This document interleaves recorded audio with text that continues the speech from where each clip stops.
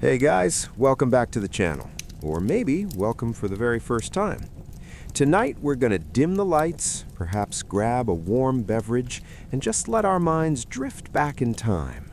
We're going to explore a really fascinating and frankly quite chilling period in London's history, a time when the very Thames itself decided to solidify, becoming a playground, a marketplace, and a source of both wonder and immense hardship.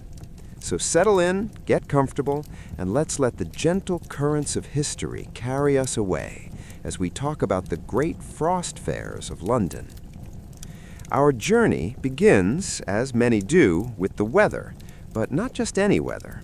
This was the kind of weather that rewrote the rules, that made people question what they thought they knew about seasons and rivers. We're talking about a phenomenon known as the Little Ice Age, a period that generally stretched from about the 14th century to the mid-19th century, though its intensity varied. During this time, global temperatures dipped, glaciers expanded, and winters in Europe, particularly in England, became significantly colder and longer. It wasn't a constant, unbroken deep freeze, but rather a series of intensely cold decades, punctuated by slightly milder ones.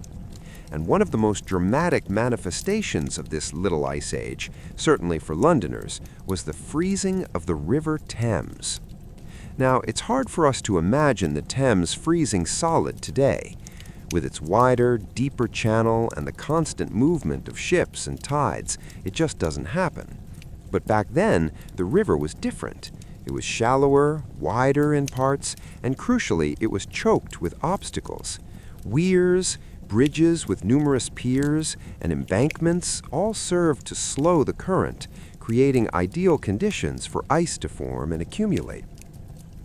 And when the truly bitter cold descended, as it did on several memorable occasions, the Thames would simply stop flowing, transforming into a vast, unmoving sheet of ice, sometimes thick enough to support elephants, or at least the weight of thousands of people, their stalls, their games, and their general revelry. The first truly notable frost fair, as they came to be known, occurred in the winter of 1607-1608. Imagine the scene. London, a bustling, growing city, entirely dependent on its river for trade, transport, and a good deal of its identity, suddenly finds its heart frozen. The initial reaction must have been of shock, perhaps a little fear, as the familiar landscape was utterly transformed. But humans, being the adaptable creatures they are, quickly saw an opportunity, a novelty, a chance to make a bit of money, or simply to marvel at the sheer strangeness of it all. The winter of 1607-1608 was particularly severe, with temperatures plummeting and staying low for weeks on end. The river began to freeze in late December, and by January it was completely solid, from London Bridge all the way upstream to Richmond. This wasn't just a thin skim of ice. This was ice thick enough for people to walk on, to build fires on, to erect temporary structures, and that, of course, is exactly what they did. The first frost fair was a relatively spontaneous affair, less organized than some of the later ones, but no less vibrant. Stalls sprung up, selling everything from food and drink to toys and trinkets. People played games on the ice, bowled, skated, though early skates were quite rudimentary, more like blades strapped to boots, and generally embraced the bizarre spectacle. It was a carnival atmosphere, a temporary suspension of normal life brought about by the sheer power of nature. One of the most popular activities, and a recurring feature of all the frost fairs, was roasting an ox on the ice. Yes, you heard that right, a whole ox, spit roasted over a large fire, right there on the frozen Thames. It sounds utterly preposterous, doesn't it? But it was a huge draw, a sign of both abundance and the defiant spirit of the Londoners. Imagine the smell of roasting meat wafting across the frozen river, mingling with the shouts of vendors and the laughter of crowds. It must have been quite something. Of course, not everyone was thrilled. The watermen, who made their living ferrying people and goods across the Thames, found their livelihoods abruptly cut off. For them, the frozen river was not a source of amusement, but a disaster. Some of them adapted, of course, turning their boats into temporary stalls on the ice or offering to guide people across the treacherous surface. But for many, it was a period of severe hardship, a stark reminder that nature, while it could provide spectacle, could also take away. The frost of 1607-1608 lasted for several weeks before a thaw finally set in, breaking up the ice and returning the Thames to its liquid state. But the memory of that first frost fair lingered, a tale passed down, a benchmark against which all future cold winters would be measured. It set a precedent, laying the groundwork for the more elaborate and famous frost fairs that would follow in the coming decades. Now, let's just gently float forward a few decades to the mid-17th century. The Little Ice Age was still very much in effect, and another particularly severe winter descended on London in 1649. Remember, this was a tumultuous time in English history. The English Civil War had just concluded. King Charles I had been executed only a few days before the Thames froze, and the country was now a commonwealth, a republic under Oliver Cromwell. So, against this backdrop of political upheaval and national trauma, the river decided to put on its own spectacle. The frost of 1649 wasn't quite as extensive as the 1607-1608 freeze, but it was still significant enough for a good deal of activity on the ice. The records from this period are a little sparser, perhaps understandably given the political climate, but we know that booths were erected and people again ventured onto the frozen surface. It seems that even in the midst of revolutionary change and the execution of a king, the lure of the frozen Thames was too strong to resist. It was almost as if the people needed a distraction, something novel to take their minds off the very real, very serious events unfolding around them. A bit of escapism, if you will, on a very large, very cold stage. One can imagine the conversations on the ice during this time, whispers of political intrigue mingling with the sounds of revelry. A strange dichotomy, a nation in flux finding a moment of collective pause and peculiar entertainment on its frozen lifeline. It highlights that even in the gravest of times, the human spirit seeks out moments of joy, or at least curiosity. But the real heyday of the frost fairs, the time when they reached their most elaborate and celebrated form, was yet to come. We need to drift a little further into the future, to the late 17th century, when the Little Ice Age was truly biting hard, and London had rebuilt after the Great Fire of 1666. It was during this period that the frost fairs became truly legendary, etched into the collective memory of the city, and indeed the nation. The winter of 1683-1684 stands out as one of the most intense periods of cold in English history, a benchmark for extreme weather that was spoken of for generations. The frost began in early December and lasted for a staggering 9 weeks, almost 3 months of continuous biting cold. The Thames froze solid, not just in patches, but from bank to bank, forming a continuous sheet of ice that was, in places, reported to be up to 11 inches thick. That's a serious amount of ice, more than enough to support entire temporary villages. And a temporary village is exactly what sprang up. The Frost Fair of 1683-1684 was by far the most famous and elaborate of them all. It was so extensive, so well documented, that it became the defining image of a frozen Thames. Imagine London Bridge with its numerous arches, effectively damming the flow, causing ice to pile up and create a solid foundation. From there, the frozen expanse stretched for miles, a vast flat plain waiting to be exploited. This wasn't just a few stalls and some impromptu games. This was a full-blown commercial enterprise, a temporary city on ice. Booths were erected, not just simple tents, but proper wooden structures, some even 2 stories high. Shops, pubs, coffee houses, and even printing presses were set up on the ice. Yes, printing presses. People could have their names, or a short poem, or a commemorative verse printed right there on the frozen Thames, a unique souvenir of a truly extraordinary event. These printed broadsides and ballads from the frost fairs are now prized historical artifacts, offering a direct glimpse into the language and humor of the time. The range of activities was astounding. Alongside the predictable food and drink vendors, there were barbers, shoemakers, and even fortune tellers. The ice became a stage for all manner of entertainment. Puppet shows, bear baiting, a rather gruesome but popular spectacle of the time, sadly, impromptu plays, and all sorts of races and competitions. Skating was, of course, popular, as was sliding on rudimentary sleds. The sounds must have been incredible. The clatter of skates, the shouts of vendors, the music of fiddlers, the laughter of children, the roar of the crowd watching an ox roast. King Charles II himself visited the fair, along with members of his court. He was, by all accounts, quite taken with the spectacle. Royal visits, of course, only added to the prestige and popularity of the event, drawing even more people to the frozen river. Imagine the king, wrapped in furs, strolling across the Thames, perhaps sipping a mulled wine from an ice bar. It's a wonderfully surreal image, isn't it? The Frost Fair of 1683-1684 became known as the Great Frost for a very good reason. It encapsulated everything that made these events so special and so memorable. It was a place where social distinctions blurred, at least temporarily.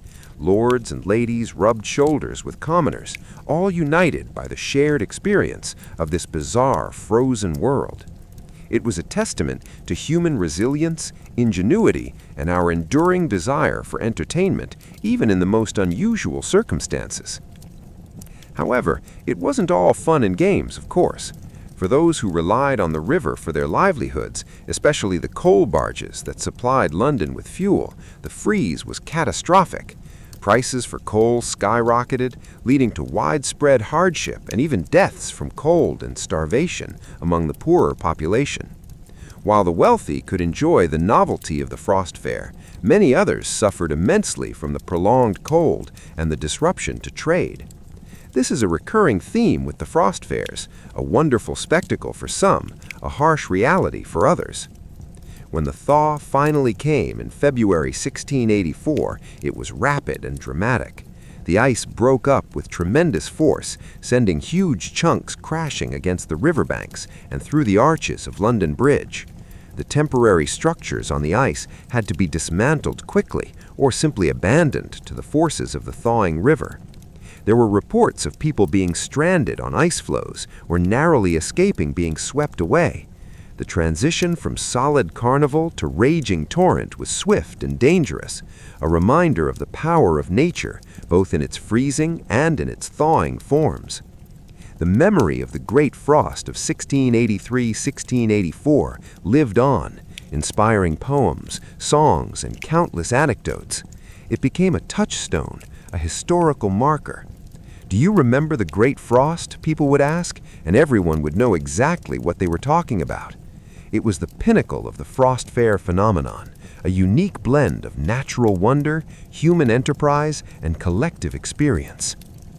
We'll continue our journey through the frozen Thames, exploring more Frost Fairs and the lives of those who experienced them after a short moment for you to get even more comfortable.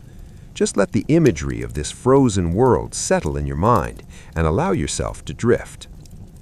Let's now gently drift forward in time to the early 17th century, a period when the Little Ice Age was still very much making its presence felt. The winter of 1615-1616 brought another significant freeze to the Thames, though perhaps not quite on the scale of the Great Frost of 1683-1684. By this point, the idea of a frost fair was firmly established in the public consciousness. People knew what to expect, and were perhaps even eager to the opportunity to recreate the magic of earlier freezes. This particular frost fair was again a lively affair, though perhaps a little more subdued than its predecessor. The river froze over for several weeks, and once again, stalls and booths appeared on the ice. The printing presses were back, churning out commemorative pieces, and the ox roast was a popular attraction. It was a chance for people to brave the elements, to socialize, and to witness a natural spectacle that was becoming increasingly rare even then. One of the fascinating aspects of these events is how quickly a kind of temporary social order would establish itself on the ice. While the river itself was outside the usual jurisdiction of the city, a hierarchy and a set of rules, if not informal, would emerge. People weren't just randomly wandering, there was a sense of purpose and structure to the ice city. The early 18th century also saw the reign of King George I, the first Hanoverian monarch, who had only recently arrived from Germany. One can only imagine what he made of this very English tradition of turning a frozen river into a carnival. He was famously quite reserved and perhaps a little bewildered by some of the customs of his new kingdom. Whether he ventured onto the ice himself is not widely recorded, but the fair certainly would have been a topic of much discussion at court. It's worth pausing for a moment to consider the sheer effort involved in setting up these fairs. Hauling timber, erecting structures, transporting goods, all on a slippery, unpredictable surface. It speaks volumes about the entrepreneurial spirit of Londoners and their ability to seize an unusual opportunity. And of course, the ever-present demand for entertainment, especially during the long, dark, cold days of winter. The frost of 1715 to 1716, like the others, eventually gave way to a thaw. The river returned to its usual flowing state, and the temporary city on ice vanished as quickly as it had appeared. But the stories, the broadsides, and the memories continued to circulate, adding to the growing legend of the Thames Frost Fairs. Now let's skip forward a few decades to the mid-18th century. The Little Ice Age was still causing some brutally cold winters, and the Thames would oblige with another significant freeze. The winter of 1739 to 1740 was particularly harsh across much of Europe, and London was no exception. This was the famous hard frost, a period of intense cold that lasted for several weeks. This frost fair was also very well documented, with numerous accounts and illustrations surviving. By this point, the fairs had become a well-oiled machine, almost a predictable outcome of a severe winter. The range of activities was similar to previous fairs, but perhaps even more refined. There were swings, skittles, ninepins, and even puppet shows. Food and drink were plentiful, with booths selling hot roasted apples, gingerbread, and of course strong ale and brandy to ward off the chill. One of the interesting developments during these later fairs was the increasing commercialization. People weren't just coming for novelty, they were coming to buy and sell, to make money, and to be entertained in a more organized fashion. Advertisements for particular stalls or attractions would appear, drawing in the crowds. It was capitalism, quite literally, on ice. The human stories from these fairs are particularly poignant. Imagine a small child bundled up in layers of wool, gazing in wide-eyed wonder at the spectacle of a roasting ox, or the kaleidoscope of people moving across the frozen river. For many, especially the poorer children, these fairs would have been one of the few sources of entertainment and marvel in their lives. But again, the hardship was never far away. The freezing of the Thames meant the disruption of shipping, which had a ripple effect throughout the economy. Fuel prices soared, food became scarce in some areas, and unemployment rose among those who relied on river transport. The contrast between the festive atmosphere on the ice and the grim reality for many Londoners off the ice was stark. The hard frost fair of 1739 to 1740 was also notable for the sheer number of people who ventured onto the ice. It seemed that half of London, if not more, came out to witness the phenomenon. It was a truly communal experience, a shared moment of wonder and occasional chaos. The sheer density of people on the ice must have been astonishing, a moving, shifting tableau of humanity against the backdrop of a frozen river. As with previous fairs, the thaw eventually came, bringing an end to the temporary kingdom on the Thames. The ice broke up, sometimes with alarming speed, carrying away whatever was left behind. The river, having played its part as a stage, returned to its more conventional role as a vital artery of commerce and transport. But the memory of the hard frost lingered, another chapter in the unique history of London's frozen river.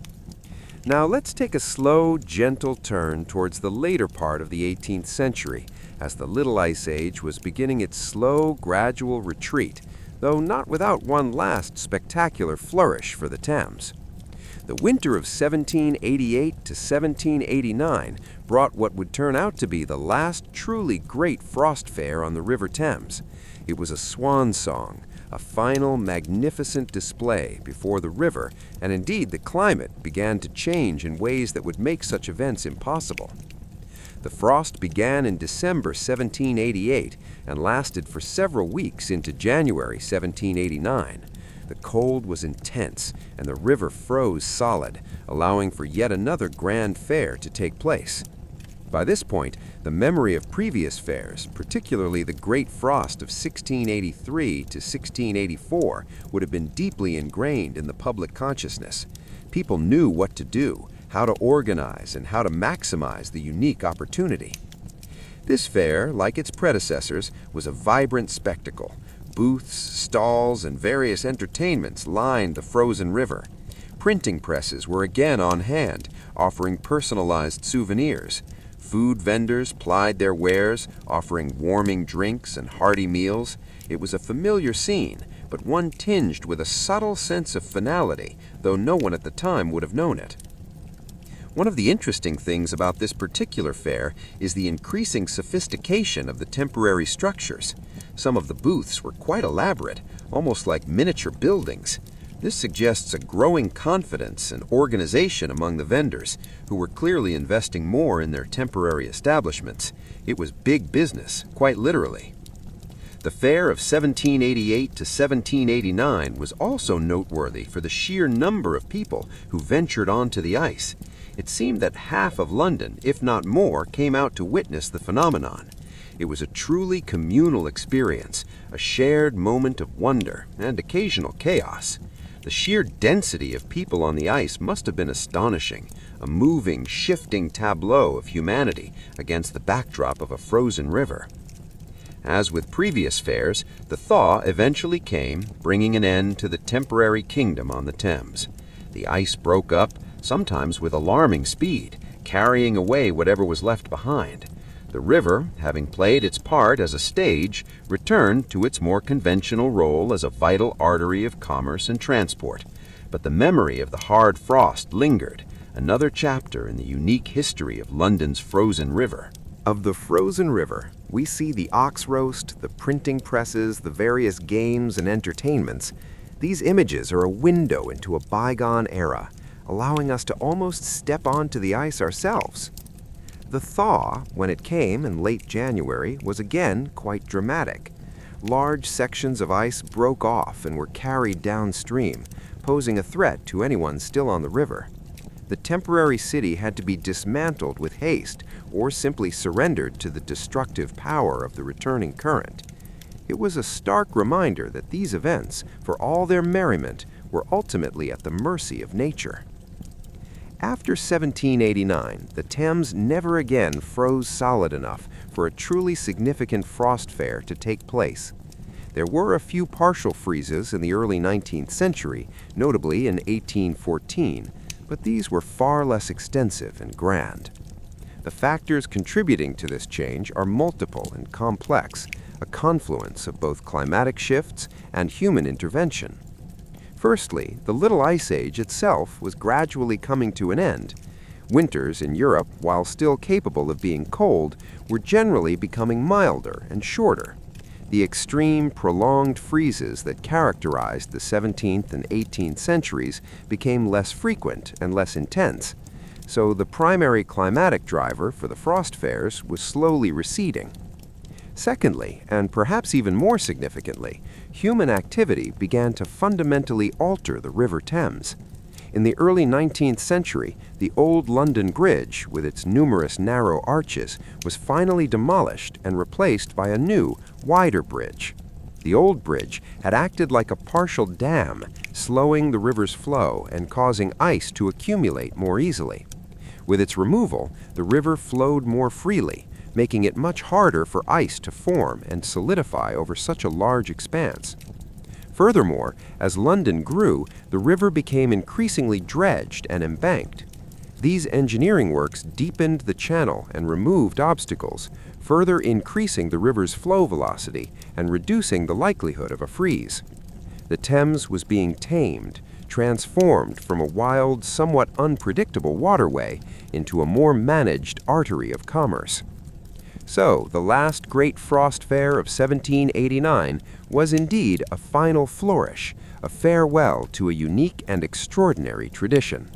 It marked the end of an era, a period when the river was still wild enough and the climate cold enough to allow for such incredible spectacles. The memory of the frost fairs, however, continued to live on, passed down through generations, recorded in books, and immortalized in art. They became a part of London's folklore, a testament to a time when the city itself could be transformed into a frozen playground. As we gently bring our journey to a close, let's reflect on what these frost fairs really represent. They were, on one hand, a response to extreme environmental conditions, a testament to human adaptability and resilience in the face of nature's power. They were also a reflection of the social and economic life of London, providing entertainment, commerce, and a temporary escape from the routines of daily life. But perhaps most importantly, they were a vivid reminder of a different world, a world where the relationship between humanity and nature was perhaps more immediate, more visceral.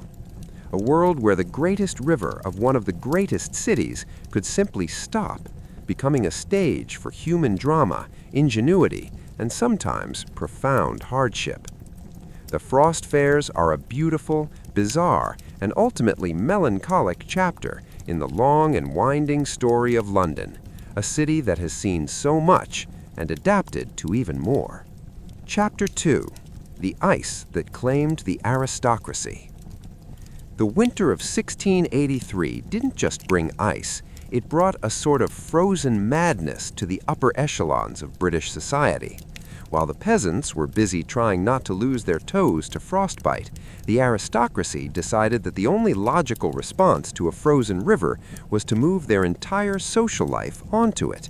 Because, of course, if you're a duke with more titles than sense, why stay in a drafty stone manor when you can set up a velvet-lined tent on 3 feet of frozen river water? King Charles II, ever the fan of a good spectacle and a bit of a party animal, led the charge. He was famously called the Merry Monarch, though the monarch who preferred spaniels and mistresses to governance might have been more accurate. Charles didn't just walk on the ice, he brought the whole court. He was fascinated by the novelty of it all, supposedly taking a particular interest in the printing presses. He had his own name printed on a commemorative slip of paper, Charles, King, followed by the names of his family and, naturally, several of his favorite courtiers. It was the 17th century equivalent of a verified badge on social media, just much colder and prone to melting. But the royal fascination with the frieze had a bit of a dark, ironic underside. While the king was sliding around in his fur-lined boots, the actual infrastructure of his kingdom was literally cracking. The sheer weight of the ice began to put immense pressure on the piers of the old London Bridge. This bridge was a bit of a mess, a sprawling, chaotic mess of shops and houses perched precariously over the water. It was often described as a city unto itself, but now it was a city held hostage by the ice. The ice would groan and heave against the stone, a sound like a slow-motion shipwreck that echoed through the night. The elite, however, were too distracted by the frost fair to worry about structural integrity. They were busy with things like fox hunting on the ice. Yes, they actually brought horses and hounds onto the frozen Thames to chase foxes across the slippery surface. It was exactly as chaotic and ridiculous as it sounds. Horses sliding like cartoon characters, hounds confused by the lack of scent on the ice, and noblemen falling off their mounts into heaps of snow. It was a high-stakes comedy of errors performed for an audience of bewildered commoners who were just trying to sell enough gingerbread to survive the week. There was also the matter of the ice coaches. The wealthy, apparently tired of walking like everyone else, decided they needed to drive their ornate, heavy carriages across the river. It was the ultimate flex, showing that you trusted the ice and your luck enough to risk your expensive carriage and your even more expensive horses. Occasionally, the ice would give a warning crack, and you'd see a frantic scramble of liveried servants trying to stabilize a swaying coach, while a terrified earl poked his head out of the window, wondering if this was finally the end of his lineage. The food on the ice was its own brand of aristocratic indulgence. While the common folk ate hot pottage and questionable sausages, the elite had elaborate meals served in their temporary ice booths. They had wine that had to be heated constantly just to keep it from turning into a grape-flavored popsicle. There are accounts of noblemen complaining that their oysters were freezing to the shells before they could swallow them. It's hard to feel too much sympathy for someone whose primary struggle is frozen luxury seafood, but in the context of the Little Ice Age, it was the height of tragic inconvenience. Then there were the ice trenches. Some of the more eccentric members of the nobility decided that simply walking on the ice wasn't enough. They wanted to experience it properly. They had servants carve out little seated areas directly into the ice, lined with thick rugs and animal skins. They would sit there, submerged halfway into the river's frozen crust, sipping brandy and watching the world go by. It was the 17th century version of a cold plunge, though they did it with much more lace and significantly less athletic intent. The irony of the whole situation was that the Thames was a playground, the rest of London was a frozen tomb. The city's water pipes, mostly made of hollowed-out elm logs, froze solid and burst. This meant that while the king was roasting an ox on the river, the people in the nearby streets had no running water. Fires became a terrifying risk because there was no way to get water to put them out. The aristocrats, however, seemed largely unfazed by the logistical nightmare happening just a few hundred yards away. As long as the brandy was flowing and the ice held, the party continued. One of the more bizarre figures of this era was a certain nobleman who decided to host a masquerade on the ice. He insisted that everyone wear their finest silks and elaborate masks. Imagine the sight.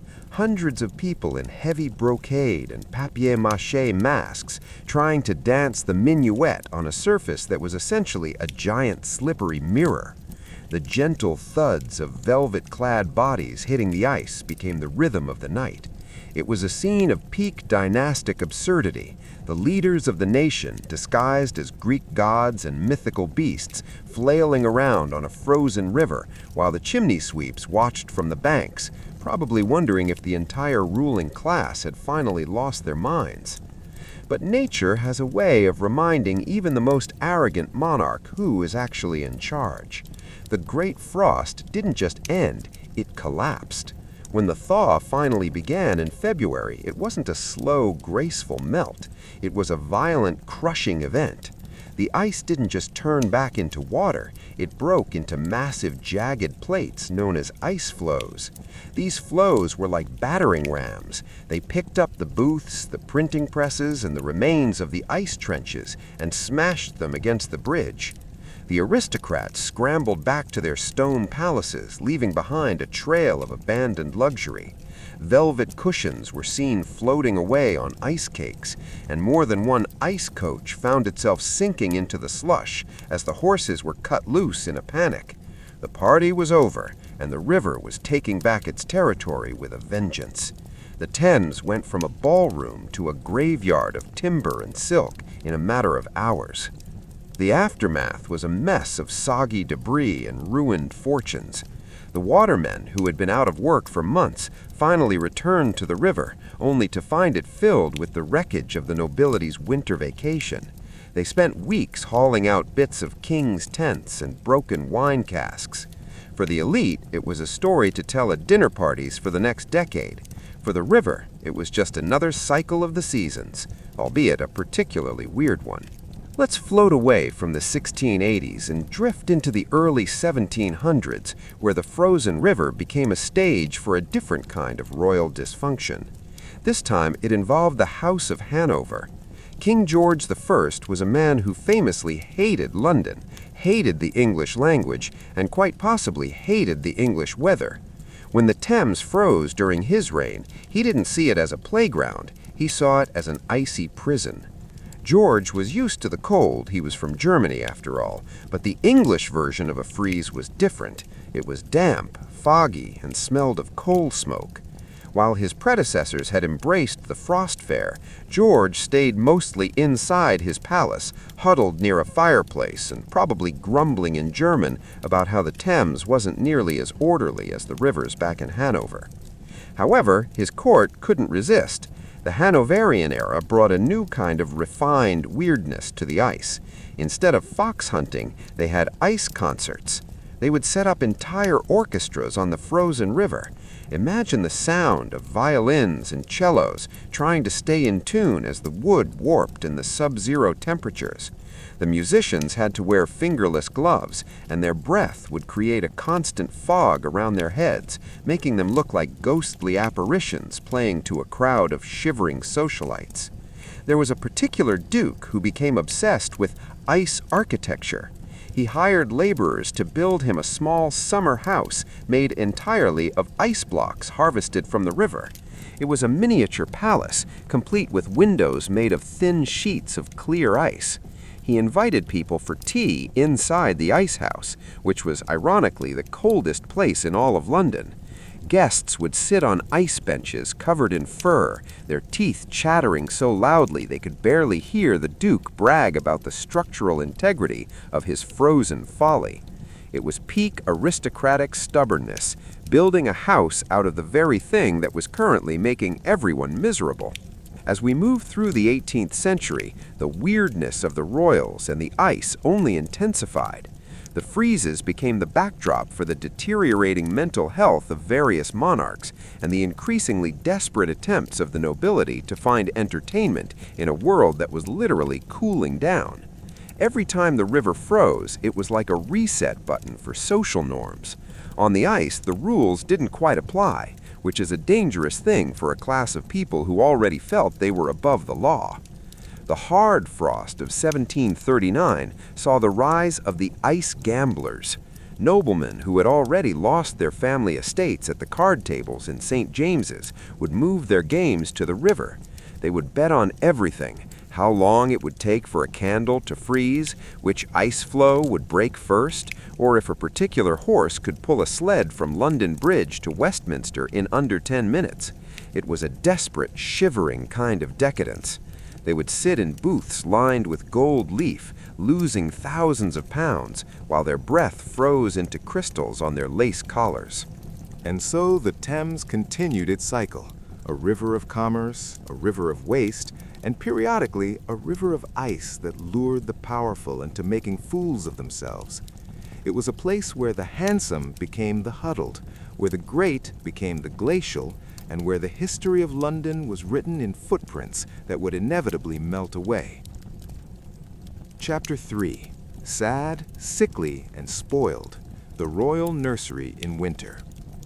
As the Thames continued to freeze and the aristocrats played their frozen games, we have to spare a thought for the royal children, the tiny, pale, heavily burdened heirs who were often the most tragic victims of these brutal winters. Growing up as a royal child in the 17th and 18th centuries wasn't exactly a fairy tale.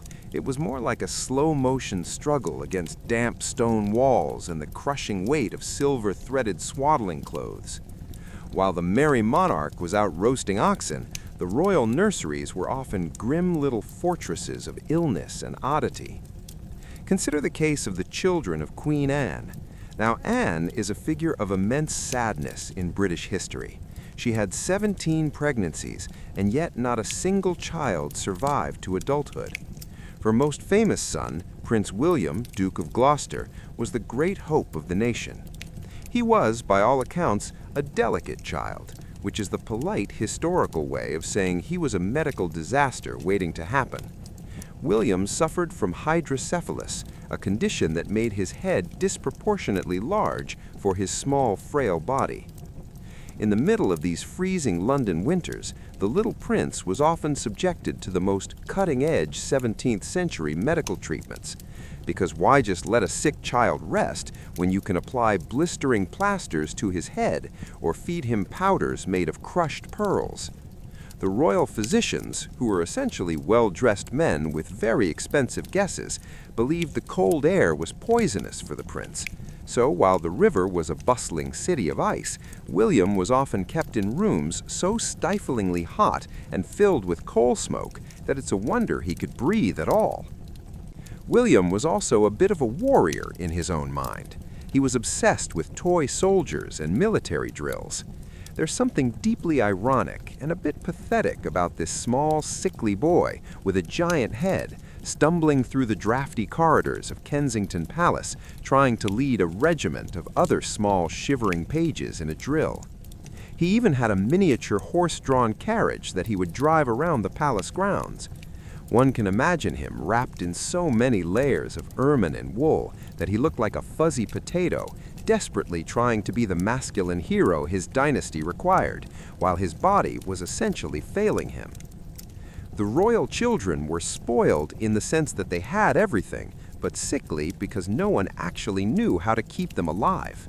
Their diet was a nightmare. While we now know that vitamin D and fresh greens might have helped during those long, sunless winters, the royal nursery favored pudding, which was basically suet, sugar, and flour, and weak ale. They were terrified of fruit, believing it caused fevers. So you had these tiny, pampered elites suffering from scurvy and rickets in the middle of the wealthiest palaces on earth. It's a classic case of having all the gold in the world, but no idea how to buy a single orange. Let's move our gaze to the Hanoverian children, who were a different breed of dysfunctional. When George II was king, his relationship with his eldest son, Frederick, was so toxic it makes modern family drama look like a group hug. Frederick was the Prince of Wales, but to his parents, he was the greatest ass and the greatest liar and the greatest canaille and the greatest beast in the whole world. Those are actual quotes from his mother, Queen Caroline. Imagine being a child in a household where your mother openly wishes for your demise over the breakfast porridge. During the hard frost winters, the tension in the royal household would reach a literal freezing point. The royal children were often used as pawns in the endless battles between the king and the Prince of Wales. If the king liked the ice, the prince would declare it a vulgar distraction. If the king stayed indoors, the prince would insist on taking the grandchildren out onto the river to catch a cold just to spite his father. The poor children were essentially being shuttled back and forth through the freezing slush, caught in a crossfire of generational hatred and German-accented screaming matches. Then there was the issue of royal inbreeding. It's the elephant in the room when we talk about European elites. By the mid-18th century, the family tree of European royalty wasn't so much a tree as it was a very confused shrub. This led to a variety of physical and mental quirks that the cold winters seemed to only exaggerate. We see portraits of these royal children with the famous Habsburg jaw or the Hanoverian bug eyes, looking out at us with an expression of profound boredom and gastrointestinal distress. There was one particular minor prince who was so pampered that he refused to walk on anything that wasn't carpeted. When the Thames froze and the court moved to the ice, his servants had to lay down a literal red carpet over the frozen river so his royal feet wouldn't have to touch the common ice.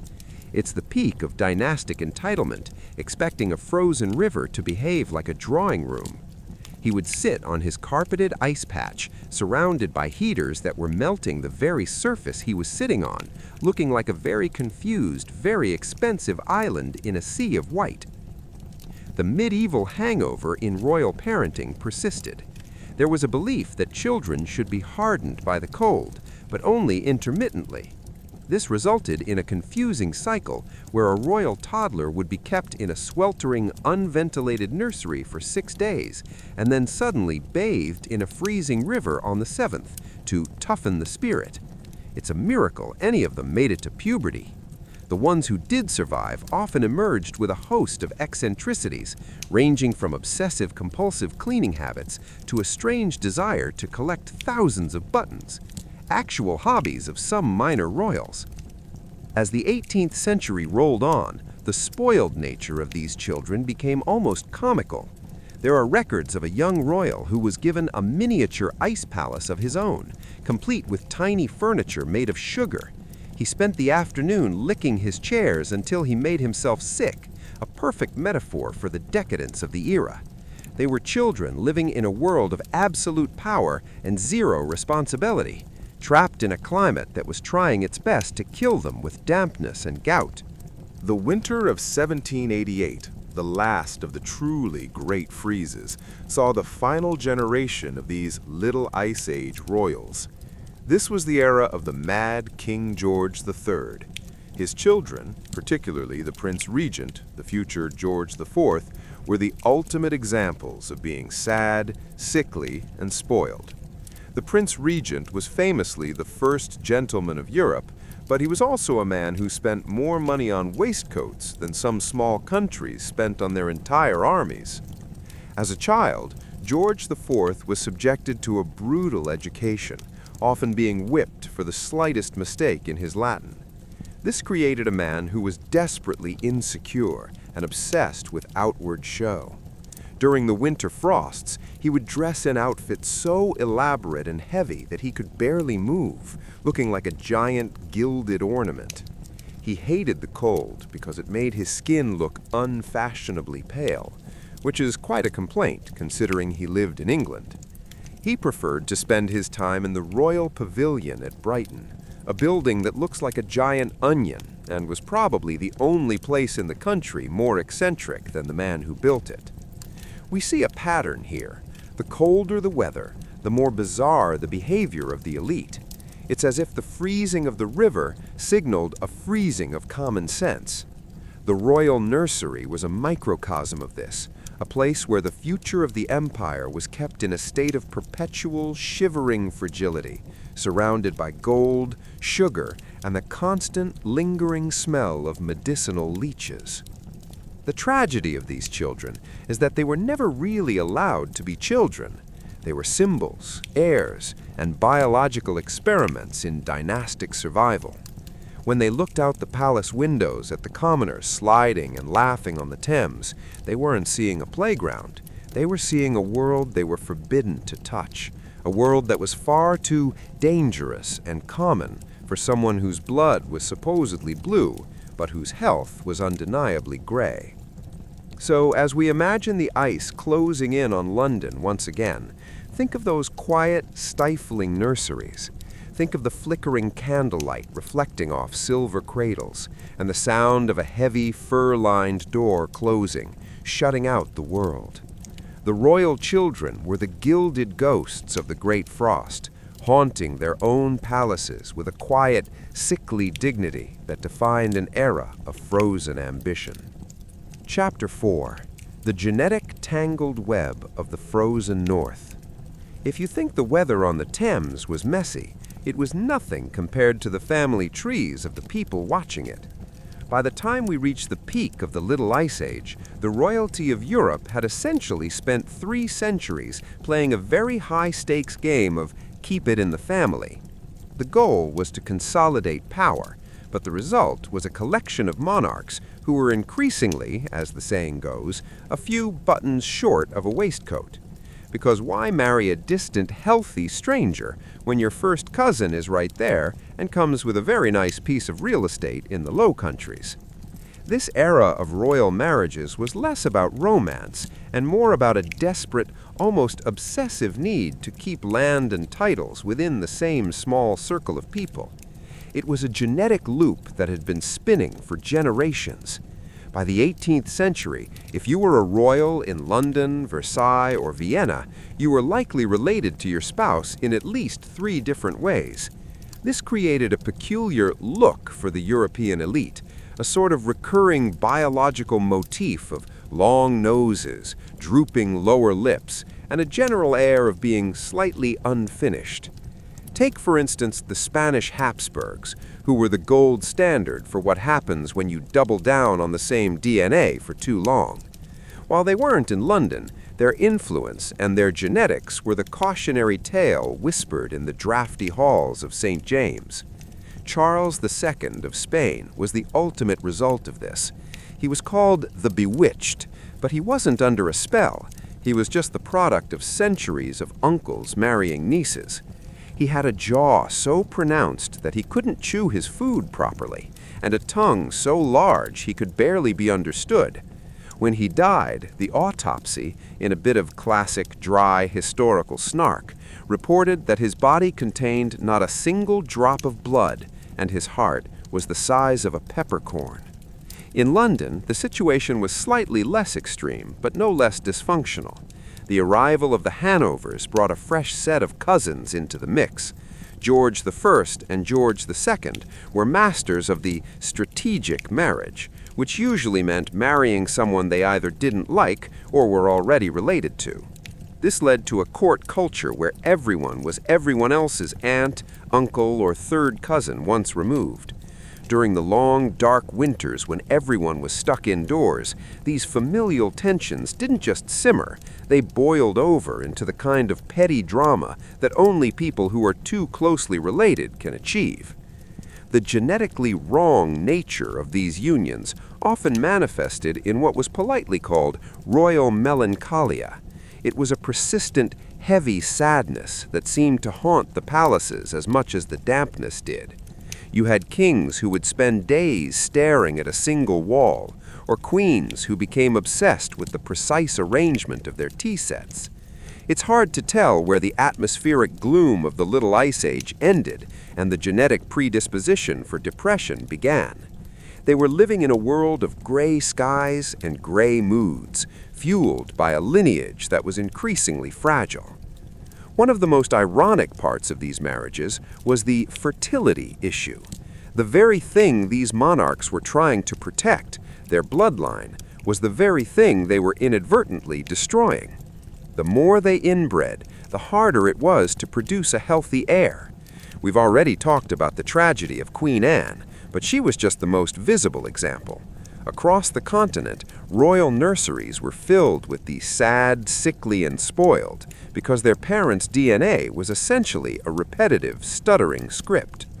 There was a particular duke during the 1715 freeze who was so convinced of his own genetic superiority that he refused to let his children play with anyone who didn't have at least 4 royal grandparents. Since that limited the pool to about 6 people in the entire country, the children spent their winters in a state of profound social isolation. They would sit in their heated rooms, looking out at the commoners on the ice, probably wondering why the people with lesser blood seemed to be having so much more fun. It's a classic case of the elite building a cage out of their own pedigree. Then there were the physical quirks. The Habsburg jaw was famous, but the Hanovers had their own version, the Hanoverian stare. It was a look of perpetual wide-eyed surprise, as if they were constantly shocked by the fact that they were in charge of an empire. When combined with the heavy, powdered wigs and the layers of stiff brocade required for a winter court, the result was a group of people who looked more like waxworks than human beings. They moved with a rigid, jerky gait, partly because of the cold and partly because their joints were often plagued by gout, the rich man's disease caused by a diet of too much port and not enough movement. The weddings themselves were masterpieces of awkwardness. Imagine a royal wedding in January. The cathedral is like a meat locker. The bride is shivering so hard her diamonds are rattling, and the groom is a cousin she's met twice. They're joined together in a ceremony of immense pomp and zero affection, all to ensure that a specific duchy stays on the right side of the map. After the ceremony, they would retreat to a palace that was just as cold to begin a life of polite mutual loathing. This genetic stagnation created a strange sort of flatness in the history of the era. There were few great bursts of innovation from the monarchs themselves. They were mostly just trying to maintain the status quo while dealing with their various physical ailments. They were caretakers of a declining system, shivering in their palaces while the world outside began to change. The frozen Thames was a perfect metaphor for the aristocracy of the time. Impressive to look at, seemingly solid, but ultimately temporary and built on a foundation that was destined to melt. One minor princess was so obsessed with the purity of her surroundings that she insisted her rooms be scrubbed with vinegar 3 times a day, even in the dead of winter. The fumes were so strong that her ladies-in-waiting were constantly fainting, but she didn't care. She was convinced that the common air was a threat to her delicate royal constitution. It's that blend of arrogance and fragility that defined the era. The belief that you were better than everyone else, while simultaneously being unable to survive a drafty window. As we look back at these tangled lineages, it's easy to see the irony. These people spent centuries trying to cultivate a super race of rulers, but by narrowing the field so much, they ended up with a class of leaders who were often less capable than the people they ruled. The Little Ice Age didn't just freeze the river, it seemed to freeze the evolution of the ruling class. They were stuck in a loop, repeating the same marriages, the same mistakes, and the same genetic quirks, all while the ice grew thicker and the world grew colder. The winter of 1739 saw a peak in this royal weirdness. There are accounts of a visiting prince who was so genetically unique that he had to be carried everywhere in a sedan chair because his legs were too weak to support his weight. He insisted on being carried out onto the ice to see the frost fair, but he refused to open the curtains of his chair. He just sat there in the middle of the frozen Thames, a royal enigma in a box, experiencing the fair through the muffled sounds of the crowd.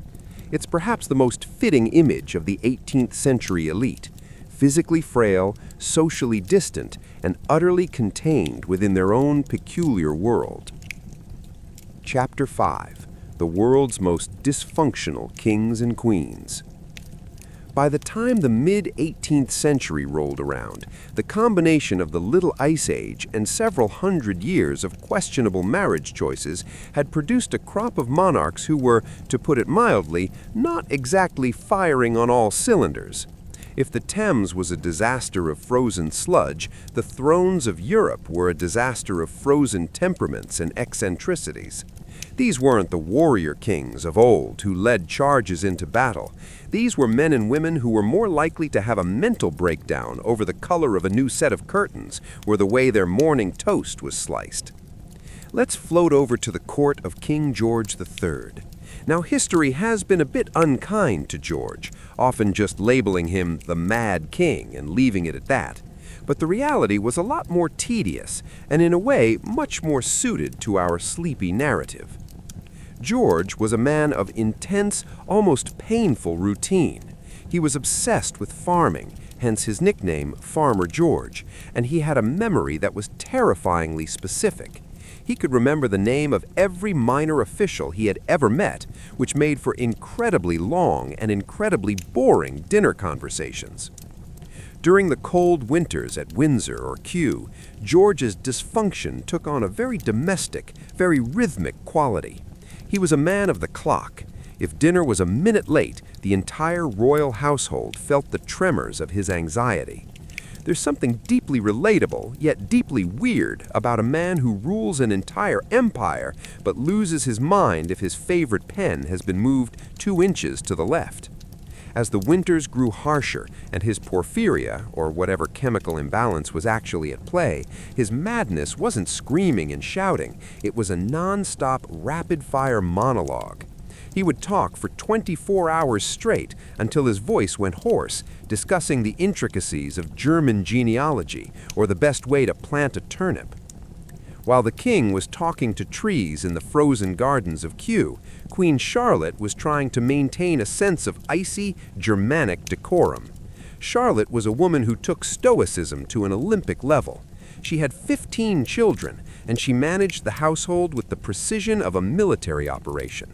But even she had her quirks. She was obsessed with snuff, finely ground tobacco, and she had a collection of snuff boxes that would make a museum curator weep with envy. During the long winter nights, she would sit in her drafty room surrounded by her snuffy ladies-in-waiting, everyone sneezing politely while the queen arranged her jewels in silent, obsessive rows. But the real dysfunction was happening on the continent, in Russia. We can't talk about royal meltdowns without mentioning Peter III and his wife, Catherine the Great. Peter was a man who never quite grew up.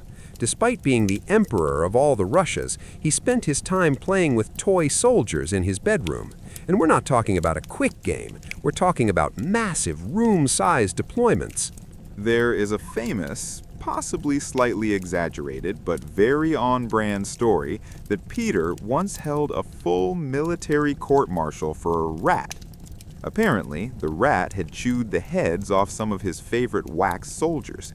Peter caught the rat, hung it from a tiny, specially constructed gallows, and insisted that his wife, Catherine, witness the execution. Catherine, who was one of the most brilliant and ambitious women in history, had to stand there in the freezing Russian winter and watch her husband hang a rodent. It's no wonder she eventually decided to have him removed from the throne. It was a marriage of peak ironic contrast. A woman who wanted to rewrite the laws of the Enlightenment married to a man who was busy playing judge and jury to a common house pest. Back in London, the royal family was dealing with its own internal Cold War. The Prince of Wales, whom we've met briefly, was the ultimate dysfunctional heir. He was a man of immense appetite for food, for clothes, and for building things he couldn't afford. While his father was being frugal and talking to turnips, the prince was building the Royal Pavilion in Brighton, a building that looks like a series of cream-colored onions and was so expensive it nearly bankrupted the monarchy. The prince's marriage to Caroline of Brunswick was perhaps the most genetically and emotionally wrong union of the century. They were first cousins, and they hated each other on sight. On their wedding day, the prince was so drunk he had to be held up by his groomsmen, and Caroline allegedly remarked that he was very fat and nothing like his portrait. They spent exactly one night together, produced one heir, and then spent the rest of their lives trying to destroy each other's reputations. During the winter frosts, they lived in separate palaces, sending each other increasingly nasty letters via shivering messengers. It was a high society version of a messy divorce played out on a global stage. The dysfunction wasn't just in the big names, though. It trickled down into the minor royals who populated the courts of Europe. There was a certain prince in the Holy Roman Empire who was so afraid of the dark that he had an entire corridor of his palace permanently lit by 300 wax candles, even in the middle of a fuel shortage. He would spend his winters pacing this corridor, wrapped in a blanket, convinced that if the candles went out, he would simply cease to exist. This is the recurring theme of the 18th century elite, a profound lack of perspective.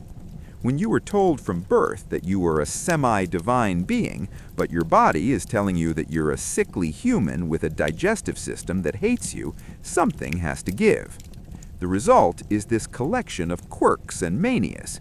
They were people who had the power to start wars, but didn't have the mental fortitude to handle a cold draft or a rude remark. As we imagine these kings and queens in their winter palaces, it's not a scene of grand power. It's a scene of quiet, slightly pathetic isolation. They were surrounded by servants who were paid to agree with them, which only fed their delusions. They lived in a warm air and flattery while the rest of the world was freezing and changing. The great were often just the greatly confused, huddled around fireplaces, nursing their gout, and wondering why their subjects were out on the ice having so much more fun than they were. The Thames frost fairs were a reminder of a reality that the royals couldn't quite grasp. On the ice, life was temporary, vibrant, and a little bit dangerous.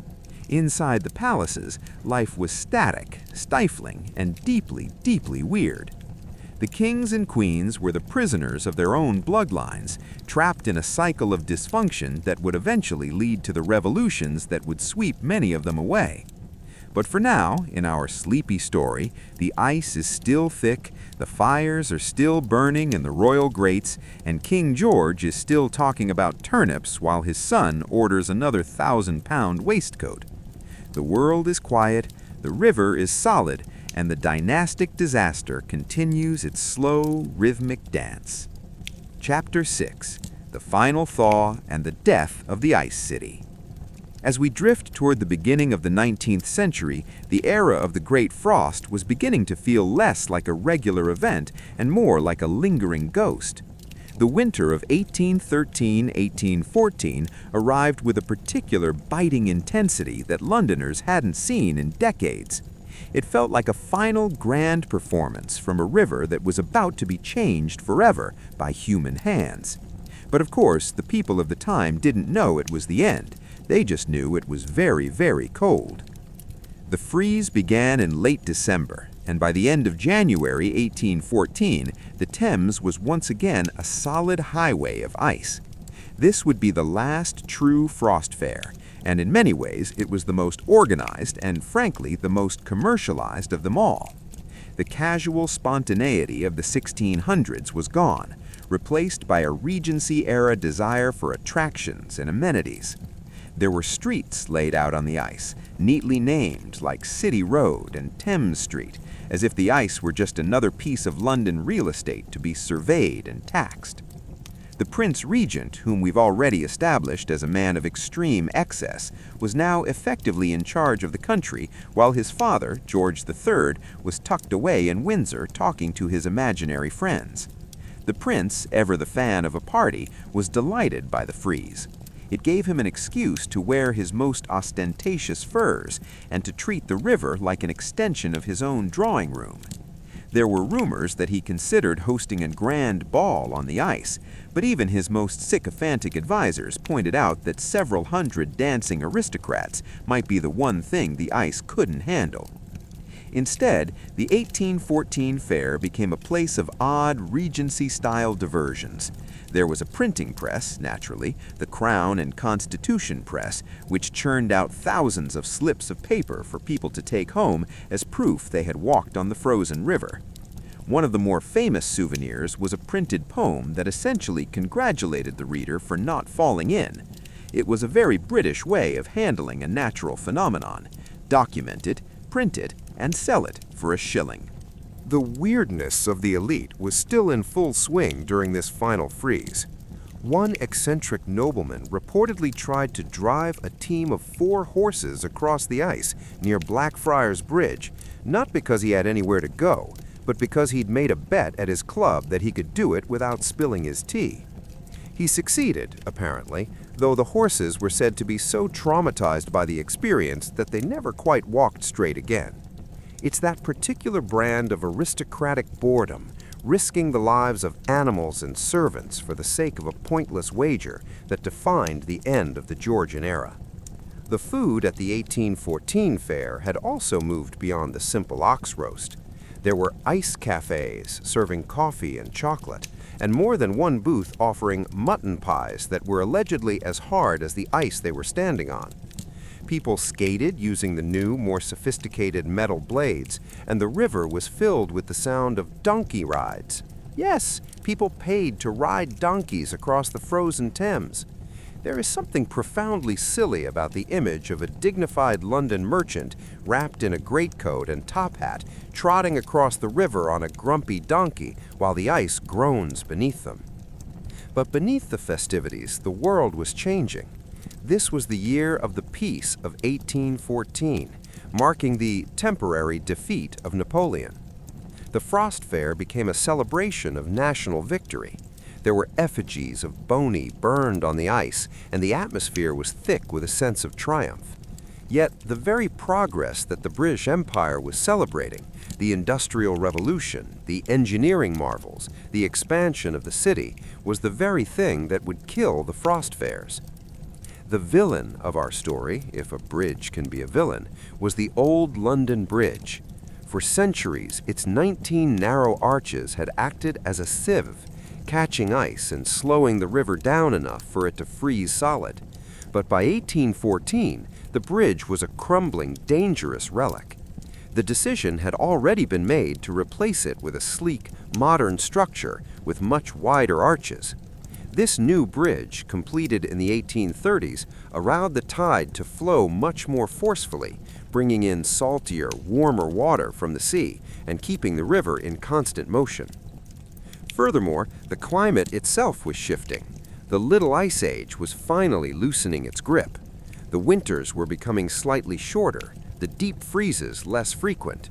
The 1814 fair was a swan song, a final gathering of the ice people before the river became a year-round highway for steam-powered ships and coal barges. When the thaw of 1814 arrived, it was as if the river was in a hurry to get back to work. The ice broke up in massive, terrifying chunks, smashing into the booths and sending the donkeys and the printing presses scurrying back to the banks. It was the last time the Thames would ever be used as a playground in that way. Within a few decades, the idea of a frost fair would seem like a fairy tale, a story grandfathers told to children who had never seen the river as anything other than a dark, flowing ribbon of commerce. The aristocrats moved back to their clubs, the Prince Regent moved on to his next expensive hobby, and the sad, sickly, and spoiled royal children of the next generation, including a young Princess Victoria, would grow up in a world where the weather was more predictable and the river more tamed. The age of dynastic weirdness on ice had come to a quiet, slushy end. As you settled deeper into your pillow, imagine the last fires of the 1814 fair flickering out. Imagine the sound of the ice cracking for the very last time, a long, echoing boom that signaled the end of an era.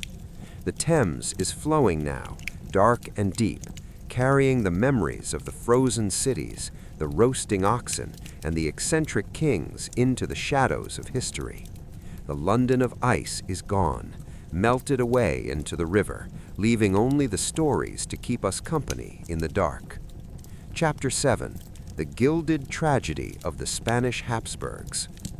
As the ice on the Thames finally gives way to the rushing currents of the 19th century, let's let our minds drift south across the Pyrenees and into the sweltering, stiff-collared courts of the Spanish Empire.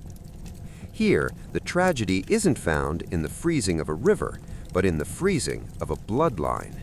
If the English royals were sad and sickly, the Spanish Habsburgs were a masterpiece of genetic structural failure. They were the ultimate practitioners of the uncle-niece and first-cousin marriage strategy. They did this for generations, thinking they were concentrating their royal power. In reality, they were just concentrating their mistakes. By the mid-16th century, the Spanish court was a quiet, suffocating world of black velvet and heavy religious devotion, where the monarchs looked less like human beings and more like pale, fragile ghosts of their ancestors. The most famous figure in this slow-motion dynastic collapse was, of course, Charles II. He was the handsome in name only, a name given to him by courtiers who were either incredibly optimistic or deeply afraid of being executed. In truth, Charles was a man who seemed to be held together by little more than royal decree. His jaw, the legendary Habsburg jaw, was so extreme that his lower teeth didn't touch his upper teeth. He couldn't chew his food, so he essentially swallowed his meals whole, which led to a lifetime of indigestion that would make anyone melancholy. Imagine being a child in the Spanish court during this time. You were surrounded by the immense wealth on earth, gold from the Americas, silk from the East, but you weren't allowed to play. Play was considered undignified for a Habsburg. Instead, you were dressed in stiff, uncomfortable clothes that made you look like a miniature adult and forced to sit still for hours while priests prayed over your delicate health. It was a life of quiet, golden stagnation. Charles's father, Philip IV, had been obsessed with maintaining the purity of the line. Philip himself was a man of intense contradictions, deeply religious, yet he fathered dozens of illegitimate children, none of whom could inherit the throne because their mothers weren't pure enough. The irony is staggering. He had healthy, vibrant children with commoners, but his only legitimate heir was Charles, a boy who didn't learn to speak until he was 4 and didn't walk until he was 8. In the Spanish court, the dysfunction was silent. There were no shouting matches like in the English court. Instead, there was a heavy, oppressive silence. The monarchs were treated like living icons. They ate alone, they were dressed by high-ranking nobles who considered it an honor to put on the king's socks, and they were never allowed to be seen in a state of weakness. This meant that even as Charles's health failed, he was forced to endure long public ceremonies, standing perfectly still while his body literally struggled to keep him upright. The genetically wrong aspect of their lives wasn't just physical, it was mental. The Habsburgs suffered from a recurring royal madness that was quite different from King George's talkativeness. Theirs was a dark, brooding insanity. One princess became so obsessed with her husband's body after he died that she refused to let him be buried for years. Carrying his coffin with her wherever she went, she would open the lid to kiss his decaying hand, convinced that he was just sleeping. This was the world of the Spanish court, a place where the line between the living and the dead was as thin as the lace on their collars. As the dynasty neared its end, the desperation grew. They brought in exorcists, they fed Charles potions made of crushed bezoar stones found in the stomachs of goats, and they surrounded him with the relics of saints. No one wanted to admit that the problem wasn't a curse or a demon, it was simply that they had run out of family tree. Charles was the end of the line, a biological dead end for a family that had once ruled almost half the globe. His death in 1700 was a moment of profound, quiet tragedy. He was only 38, but he looked like an old man. He had no children, despite 2 marriages, both to cousins, because why change a losing strategy?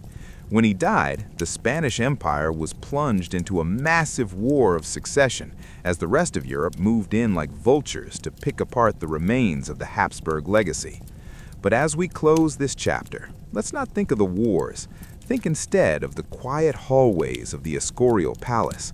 Think of the candles flickering against the dark wood, and the pale, lonely king sitting by a window looking out at a world he was too tired to rule. He was a man born into a role he could never fill, carrying the weight of 200 years of bad decisions on his fragile royal shoulders. The Habsburgs are gone now, their long jaws and heavy moods preserved only in the paintings of Velázquez. The gold they brought from the New World is scattered, and their palaces are museums. But their story remains a reminder that even the greatest empires are built on the most fragile foundations, the humans who inhabit them. Chapter 8: The Gilded Puppet Show of the Sun King. While the Spanish Habsburgs were quietly decaying in their dark, incense-filled palaces, just across the border, the French monarchy was deciding that if they were going to be dysfunctional, they were at least going to be loud and expensive about it. We float now into the era of Louis XIV, the Sun King, a man who decided that he wasn't just a monarch, but a celestial event. Louis was the ultimate architect of royal theater. He understood that if you keep your aristocrats busy arguing over who gets to hold your candlestick while you put on your pants, they'll be too distracted to start a civil war. Louis's life was a masterpiece of ritualized absurdity. Everything, and I mean everything, was a public performance. Every morning began with the lever, a multi-staged event where dozens of high-ranking noblemen would crowd into his bedroom to watch the king wake up. There was a strict hierarchy to this.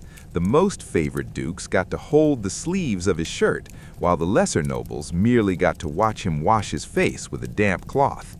It's the peak of aristocratic humiliation, being a powerful landlord with thousands of peasants under your thumb, yet feeling like you've reached the pinnacle of your career because you handed a piece of lace to a man in a wig.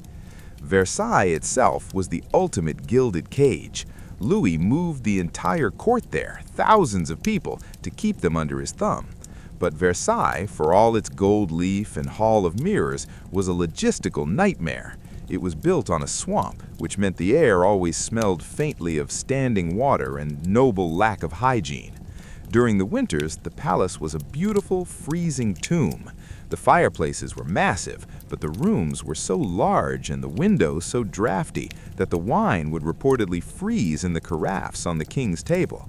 Imagine the scene: the most powerful man in Europe, dripping in diamonds and ostrich feathers, shivering so hard his teeth chattered while he ate a sun-themed dinner. Louis's health was its own saga of tragic, irony-filled detail. For a man who represented the sun, his physical reality was quite earthy. He had a truly legendary appetite, which led to a lifetime of gastrointestinal distress that his doctors treated with, you guessed it, constant purges. He also had all of his teeth removed in his mid-20s because of a series of infections, which supposedly left him with a hole in the roof of his mouth. There are accounts that whenever the Sun King drank, wine would occasionally leak out of his nose. It's that wonderful snarky contrast, the godlike figurehead of absolute power, unable to drink a glass of Burgundy without a napkin and a bit of a mess. The genetically wrong aspect of the French court wasn't much about the extreme inbreeding of the Spanish, but more about the emotional dysfunction. Louis was obsessed with his glory, which meant his children and grandchildren were essentially treated as props in his grand play. His son, the Grand Dauphin, was a man of such profound lethargy that he was said to spend entire days tapping his cane against his boot in a state of catatonic boredom. He was overshadowed by his father's brilliance to the point that he essentially vanished into the background of his own life. Then there was the Monsieur, Louis's brother, Philippe. Philippe was a man who loved lace, ribbons, and high heels even more than the king did. He was a brilliant military commander, surprisingly, but he preferred to go into battle wearing heavy perfume and enough jewelry to sink a small ship. The relationship between the two brothers was a mix of genuine affection and bizarre competition. Louis allowed Philippe his eccentricities as long as he remained lesser. It was a court of enforced vanity, where everyone was competing to be the most decorated puppet in the king's theater. As the Sun King aged, the court became increasingly somber.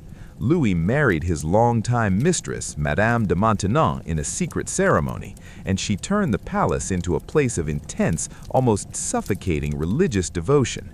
The parties stopped, the theater grew quiet, and the aging nobles were forced to spend their winters in endless prayer sessions in the freezing chapel. The sun was setting, and the shadows it cast were long, cold, and incredibly dull.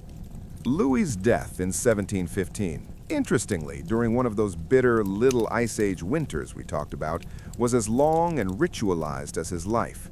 He died of gangrene in his leg, and the doctors watched the progress of the infection with the same meticulous detail they used to watch him eat breakfast. When he finally passed, he left behind a country that was bankrupted by his wars and his palaces, and a great-grandson, Louis XV, who was only 5 years old. The cycle of sad, sickly, and spoiled was ready to begin all over again. So as we imagine the Sun King fading into the twilight, think of the empty hall of mirrors, the cold marble, and the sound of a single, toothless man breathing in the dark. The theater was over, but the stage was set for an even more dramatic and eventually more violent finale. Chapter 9: The Iron King of the Frozen North. As the sun set on the glitz of Versailles, the cold winds were blowing much harder in the north. We now flowed over to Sweden, a land that didn't need a little ice age to be freezing, but got one anyway. This brings us to the story of Charles XII, the Swedish meteor, or the Iron Head. If Louis XIV was a king who played at being a god in a theater, Charles XII was a king who played at being a soldier in a blizzard. Charles was, in many ways, the ultimate spoiled royal, but in a very specific, ascetic way. He wasn't interested in silk or snuff boxes. He was interested in the absolute, uncompromising pursuit of war. He became king at 15, and by 18 he was leading armies across the frozen plains of Europe. He was a man who famously refused to wear a wig, preferred a simple soldier's blue coat to royal robes, and reportedly once went several years without taking off his boots. You can only imagine the scent of royal authority in his tent during a long winter campaign. Charles was a product of that peculiar Nordic royal dysfunction. He was incredibly brave, incredibly stubborn, and almost entirely devoid of a personality outside of the military. He lived in a state of perpetual, self-imposed hardship. During the Great Northern War, he led his troops through winters so severe that birds were said to fall dead from the sky mid-flight. While other kings were worrying about the temperature of their wine, Charles was sleeping on the bare ground in a tent, wrapped in a single cloak, with the ice forming crystals in his eyebrows. There's a grim, ironic contrast in Charles's life. He was a king who had no interest in the personal lives of royals, no mistresses, no grand palaces, no elaborate feasts. He was a celibate warrior monk of a monarch. But his obsession with war led to the literal freezing and starvation of his own people. During the winter of 1708-1709, one of the coldest on record in Europe, Charles made the catastrophic decision to march his army deep into Russia. This was the Great Frost that we saw freezing the Thames, but in the Russian wilderness it was a death sentence. His soldiers, the Carolinians, were tough, but they weren't made of ice. They marched through snowdrifts so high that men simply vanished into them. Thousands of his troops succumbed to frostbite. Men would wake up to find their fingers or ears had simply turned black and snapped off during the night. And through it all, there was Charles, the Iron Head, riding at the front of the column, seemingly immune to the cold, or perhaps just too stubborn to admit he could feel it. He was a man who had replaced human emotion with a singular, icy focus. The dysfunction here is the heroic kind, which is often the most dangerous. Charles was so convinced of his divine right to win that he couldn't see the reality of the thermometer. When he finally met the Russian Tsar, Peter the Great, at the Battle of Poltava, his army was a collection of walking ghosts, shivering and half-starved. Charles himself had been shot in the foot a few days prior and had to be carried onto the battlefield on a litter. Imagine the sight: the great warrior king, unable to stand, being lugged around in a wooden chair while his empire crumbled around him in the slush. After his defeat, Charles spent several years as a guest, which is a polite word for a prisoner, of the Ottoman Empire. Even there, he was dysfunctional. He refused to leave his bed for months at a time, not because he was sick, but because he was sulking. He was a king who only knew how to move forward. When he was stopped, he simply paused. His end was as cold and lonely as his life. He was killed by a stray bullet while inspecting a trench during a siege in Norway in 1718. Some historians suggest it wasn't enemy bullet, but one fired by one of his own disgruntled soldiers who was tired of being cold and hungry for a king who didn't seem to care. When they found his body, his hand was still on the hilt of his sword. He died in the mud, in the dark, in the freezing wind, exactly where he felt most at home. Charles XII left Sweden bankrupted and exhausted. He was the last of the great Viking-style kings, a man who treated the world like a chessboard and his subjects like disposable pawns. He was the handsome king of the north who looked like a man made of flint and ice, a monarch whose only legacy was a trail of frozen footprints across a continent that was glad to see him go. As we leave the frozen trenches of Norway, let's drift back to the softer, more pampered dysfunction of Central Europe. Imagine the scent of hot chocolate and expensive wax. Chapter 10: The Flute Player of Sanssouci. Frederick's childhood was a masterclass in the sad and sickly royal experience. His father, Frederick William I, was known as the Soldier King. He was a man obsessed with tall soldiers. He literally kidnapped tall men from across Europe to form a regiment called the Potsdam Giants. And he had no patience for his son's interest in French poetry, the flute, or anything that didn't involve the smell of gunpowder. He treated young Frederick with a cruelty that was genuinely breathtaking, even by the standards of 18th century parenting. During one particularly cold Prussian winter, the king caught Frederick practicing his flute and proceeded to smash the instrument and beat the boy in front of the court. The genetically wrong aspect here wasn't just the inbreeding, though there was plenty of that. It was the psychological scarring. Frederick tried to run away to England with a close friend, Hans Hermann von Katt. They were caught, and the soldier king forced Frederick to watch from his prison window as Kat was executed. It's the kind of trauma that freezes the soul far more effectively than any little ice age. Frederick fainted before the sword fell, and he emerged from that cell a changed man, cynical, brilliant, and deeply, deeply lonely. When Frederick finally became king, he built himself a sanctuary called Sans Souci, which is French for without a care. It was a beautiful, gilded summer palace, but during the winters, it was a drafty, silent museum of his own isolation. Frederick was a man of the Enlightenment, but he was also a man who preferred the company of his Italian greyhounds to that of his wife. He had been forced into a genetically correct marriage with Elizabeth Christine of Brunswick-Wolfenbüttel, a woman he completely ignored for the rest of his life.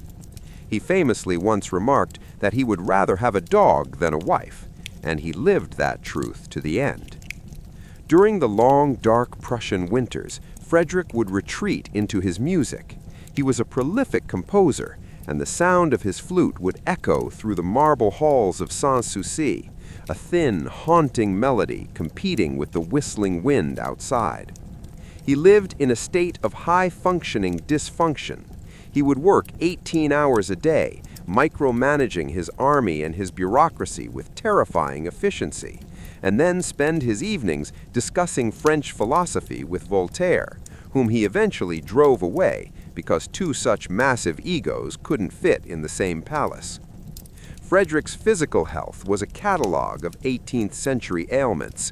He suffered from gout, hemorrhoids, and a persistent melancholy that he treated with immense amounts of coffee. There are accounts of him drinking 40 cups of coffee a day, which might explain his frantic energy and his biting, snarky wit. He was a man who looked like a bird of prey, sharp-featured, large-eyed, and perpetually restless. He didn't care for royal luxury. He often slept in a simple bed and wore a uniform that was stained with snuff and dog hair. As he aged, he became the Old Fritz of legend. He was a king who had won great battles and transformed Prussia into a world power, but he ended his life as a crusty, cynical old man, huddled in a chair at Sans Souci, surrounded by his greyhounds. During the final winters of his life, he refused to see his doctors, preferring to treat his ailments with common sense and more coffee. He was a man who had been broken by his father, and in turn, he had hardened himself until he was as cold and unyielding as the Prussian soil. He died in 1786, just a few years before the Great Thaw in London and the fires of the French Revolution. He left behind a legacy of brilliance and bitterness, a reminder that even the most enlightened monarchs are often just children who never recovered from their nurseries. The flute was laid aside, the dogs were quiet, and the philosopher of Sans Souci finally found the peace that his father had denied him. So, as we imagine the candlelight flickering over Frederick's music sheets, let's leave the cold plains of Prussia and head back toward the crumbling, winter-stricken world of the French court, where a new king and queen are about to discover that letting them eat cake is a very bad strategy for a cold winter. Chapter 11. The Clockmaker and the Diamond Queen. As we drift away from the coffee-stained music rooms of Prussia, we find ourselves back in the heart of France, but the sun has long since set. We are now in the reign of Louis XVI and Marie Antoinette, a couple who were perhaps the most genetically doomed and temperamentally mismatched pair in the history of royal disasters. If the previous Louis were lions or peacocks, Louis XVI was more like a very well-meaning, very confused sheep who happened to inherit a burning building in the middle of a blizzard. The winter of 1788-1789 wasn't just cold in London, it was catastrophic in France. This was the Great Frost that pushed the French peasantry to the absolute brink. While the Thames was hosting donkey rides, the Seine was a jagged mess of ice that prevented grain from reaching the hungry citizens of Paris. And in the middle of this frozen nightmare sat Versailles, a palace that was increasingly out of touch with the reality of a world that was literally starving to death. Louis XVI was a man of simple, rather dull tastes. His idea of a good time wasn't a grand ball or a military conquest. It was lock-making and clockwork. He had a private workshop in the attic of Versailles, where he would spend hours filing metal and tinkering with gears. There's something deeply ironic about a king who could take apart a complex timepiece and put it back together, but had no idea how to fix a broken country. He was the handsome in the sense that he had a sort of soft, doughy pleasantness, but he was famously indecisive.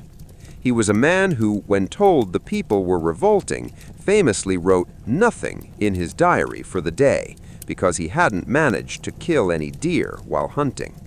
Marie Antoinette, on the other hand, was the ultimate sad, sickly, and spoiled royal transplant. She was an Austrian archduchess, a Habsburg sent to solidify an alliance, and she arrived at the French court as a teenager who spoke poor French and had no idea how to navigate the shark-infested waters of Versailles. She was obsessed with fashion, feathers, and a sort of idealized version of peasant life. She had a miniature village built, the Hameau de la Reine, where she and her ladies-in-waiting would dress up as milkmaids and pretend to churn butter.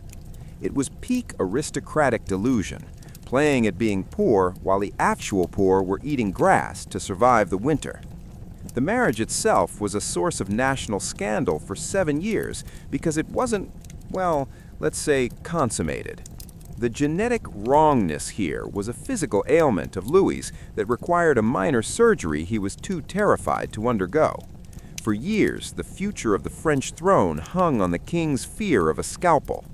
During the long, cold winters, the court gossiped about the royal bedroom with a cruelty that was as sharp as the frost outside. When they finally did have children, the kids were, in true royal fashion, delicate and prone to illness. The eldest son, the Dauphin, suffered from a tubercular condition that twisted his spine, making him yet another sad, sickly heir to a throne that was about to disappear. As the winter of 1788 deepened, the contrast between the royals and the people became a chasm. Marie Antoinette was accused of saying, "Let them eat cake," which she almost certainly never said, but it didn't matter. She represented the excess of a system that was frozen in time. While she was ordering diamonds and building peasant villages, the temperature in Paris dropped to levels that froze the wine in the bottles and the breath in people's lungs. The bread riots began in the slushy streets, fueled by a hunger that no amount of royal clockmaking could satisfy. The dysfunction of the court was absolute. Louis would sit in his workshop, Marie would retreat to her private theater, and the ministers would argue in the drafty halls, all while the great frost of the Revolution was thawing out the old order. They were two people who might have been perfectly happy as a middle-class couple in a quiet suburb, he with his tools, she with her interior decorating, but they were trapped in the roles of absolute monarchs during the most volatile moment in European history. When the Revolution finally broke, it was like the spring thaw on the Thames, violent, messy, and destructive. The royal family was dragged from Versailles to Paris and eventually to the guillotine. Louis met his end with a quiet, clock-like dignity, and Marie Antoinette, her hair turned white from the stress of her imprisonment, followed soon after. They were the final tragic casualties of a dynastic system that had become too inbred, too isolated, and too cold to survive the changing seasons. So, as we imagine the snow falling on the empty gardens of Versailles, think of the small, discarded locks in the king's workshop and the silk ribbons of the queen's milkmaid outfits blowing in the wind. The era of the divine right was over, melted away by a sun that the Sun King never could have imagined. Chapter 12. The Emperor of the Cactus and the Cradles of Dust. As the guillotine's blade brings a sharp final end to the frozen rituals of France, we let our minds drift away from the old, shivering continent. We're going to float across the Atlantic, following the tragic, sun-drenched, yet deeply dysfunctional journey of the House of Habsburg once more. Because apparently, even after centuries of European disasters, they thought it was a grand idea to export their specific brand of royal weirdness to the New World. This brings us to Maximilian I of Mexico, a man who was perhaps the ultimate sad and spoiled prince, sent to rule a land he didn't understand with a crown made of borrowed gold. Maximilian was the younger brother of the Austrian Emperor Franz Joseph. While Franz Joseph was a man of cold, bureaucratic duty, Maximilian was a dreamer, a collector of butterflies, and a man who was deeply obsessed with the aesthetic of being a king. He had been living a fairly comfortable life in a beautiful castle by the sea in Trieste, but he felt overshadowed by his brother.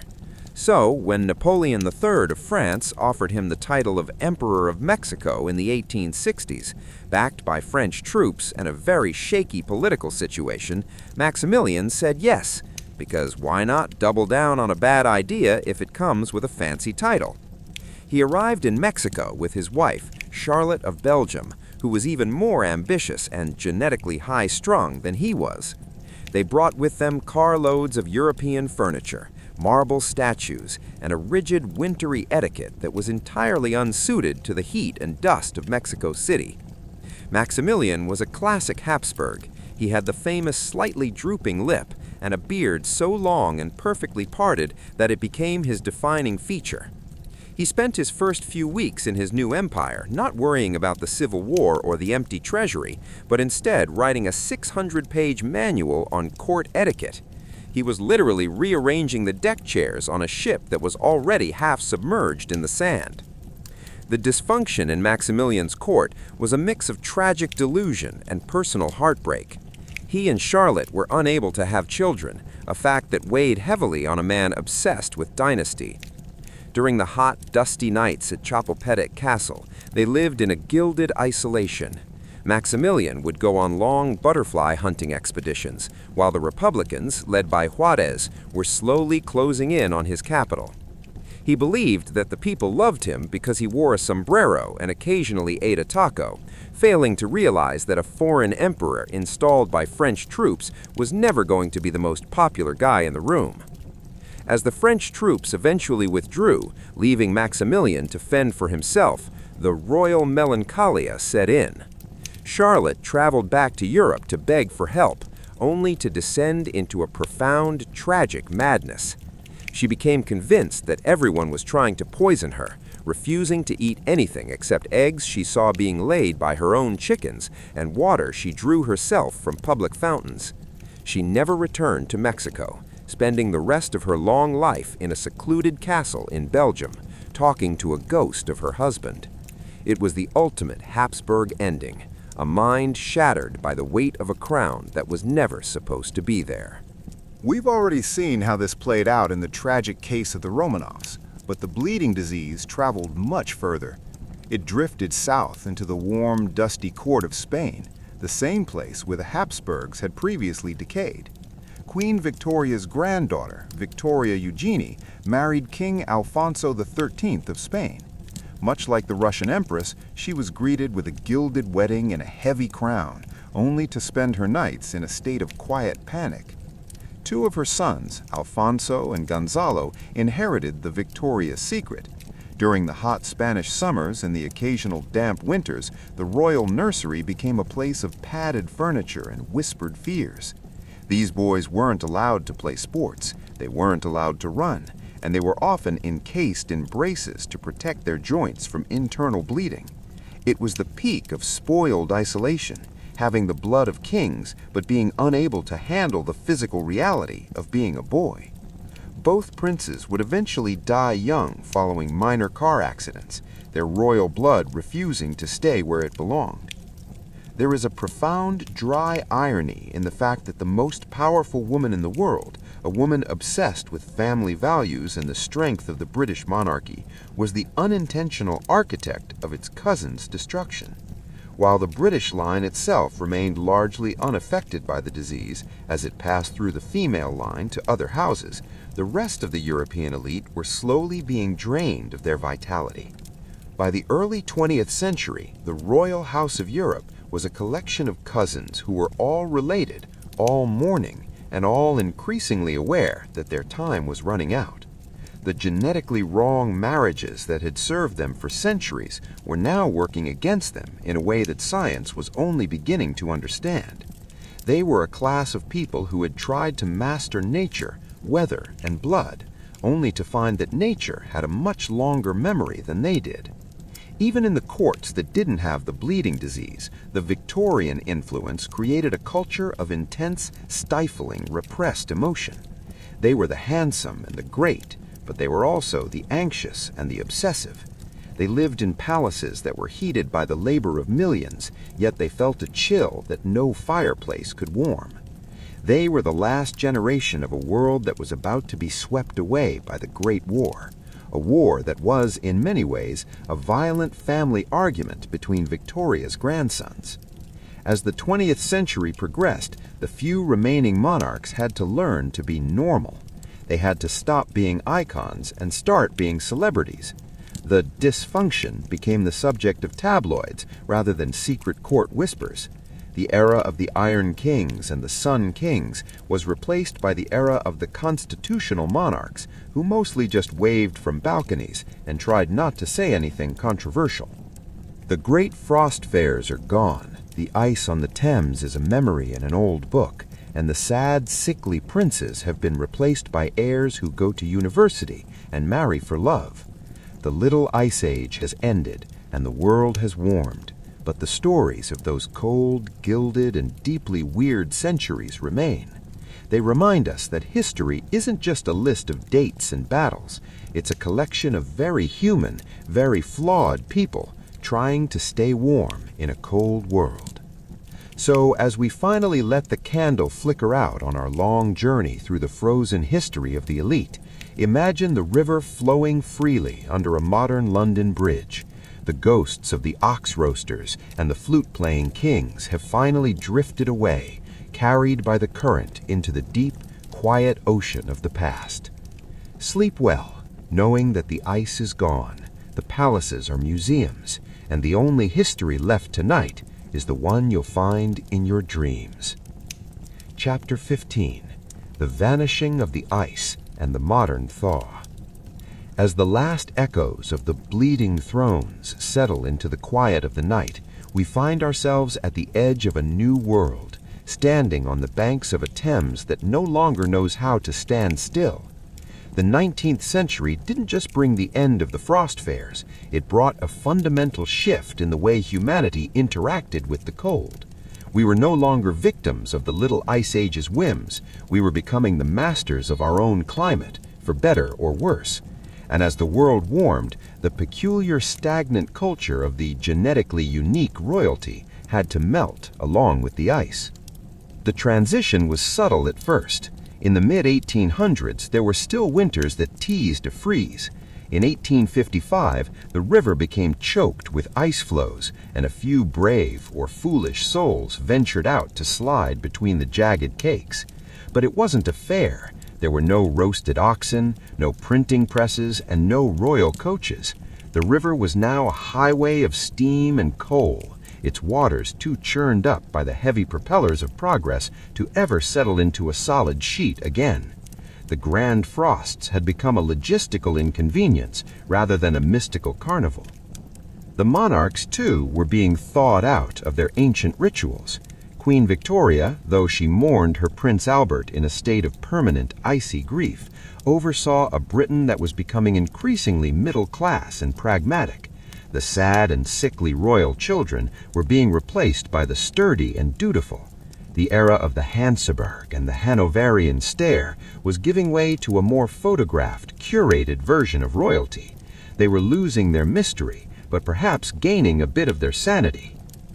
There is a final ironic contrast to be found in the death of the old London Bridge. When it was finally demolished in 1831 to make way for the new structure, workers found the remains of some of the old frost fair booths buried in the mud around the piers. Bits of charred wood, broken pipes, and even a few copper coins from the reign of Charles II. It was as if the river had been holding on to the receipts of those frozen parties all along. They were artifacts of a time when the world was smaller, colder, and much more prone to sudden atmospheric madness. The Little Ice Age left its mark on our culture in ways we often forget. The tradition of the winter wonderland, the obsession with white Christmases, which were actually quite rare before the 17th century, and even the cozy, indoor-focused literature of the Victorian era all stem from a time when the cold was a formidable, beautiful enemy. We still build our ice palaces in our imaginations, but we no longer have to worry about the wine freezing in our glasses as we sit by the radiator. As we look at the Thames today, flowing gray and steady under the lights of a city that never sleeps, it's hard to believe that people once walked across it to buy a poem and a piece of gingerbread. The weirdness of the past hasn't vanished, of course. It has just changed its shape. Instead of inbred kings and mystic monks, we have our own modern eccentricities. But there's something uniquely peaceful about the thought of those quiet, frozen centuries, a time when the world simply stopped. So let your thoughts drift like a single stray ice floe out toward the sea. The stories of the handsome and the high-strung, the ironheads and the clockmakers are all safely tucked away in the archives. The river is open, the air is mild, and the weight of history is light enough now to let you float into a deep, restful sleep. The great thaw is complete, and the night is yours. Sweet dreams, and may your own history be much less complicated than that of the people we've met tonight. Chapter 16. The Silent Watchers of the Empty Palaces. As the great thaw of the 19th century finally washes away the last jagged remnants of the frost fairs, we find ourselves wandering through the echoing halls of the palaces that were left behind. These buildings, once the centers of frantic, frozen energy, now stand as silent witnesses to the strange people who inhabited them. If the river has returned to its liquid state, the history of these monarchs has crystallized into something static and unchanging. We are looking now at the afterlife of the dynastic disaster, the quiet years where the old world lingered on like a draft that no one could quite locate. The palaces themselves were characters in this story of dysfunction. Think of the Winter Palace in St. Petersburg, a building so vast that it was said a servant could get lost in its corridors and not be found for weeks. During the deep midwinter, the palace was a labyrinth of contrasting temperatures. Near the massive porcelain stoves, the air was stifling and smelled of birchwood. 10 feet away, in the shadow of a marble column, the frost would be creeping across the floorboards. It was a perfect metaphor for the lives of the people who lived there, a tiny heated center of privilege surrounded by a vast cold reality they chose to ignore. In the mid-19th century, a new kind of royal weirdness emerged, the obsession with the past. Since the monarchs could no longer rule with the absolute power of a sun king, they began to perform a sort of historical reenactment of their own lives. They became obsessed with genealogy, with the purity of their titles, and with the minute details of court dress. It was a defensive reflex. As the world became more democratic and more industrial, the royals retreated into a fantasy of the Middle Ages. They were like actors who refused to leave the stage even after the audience had gone home and the janitors had started mopping the aisles.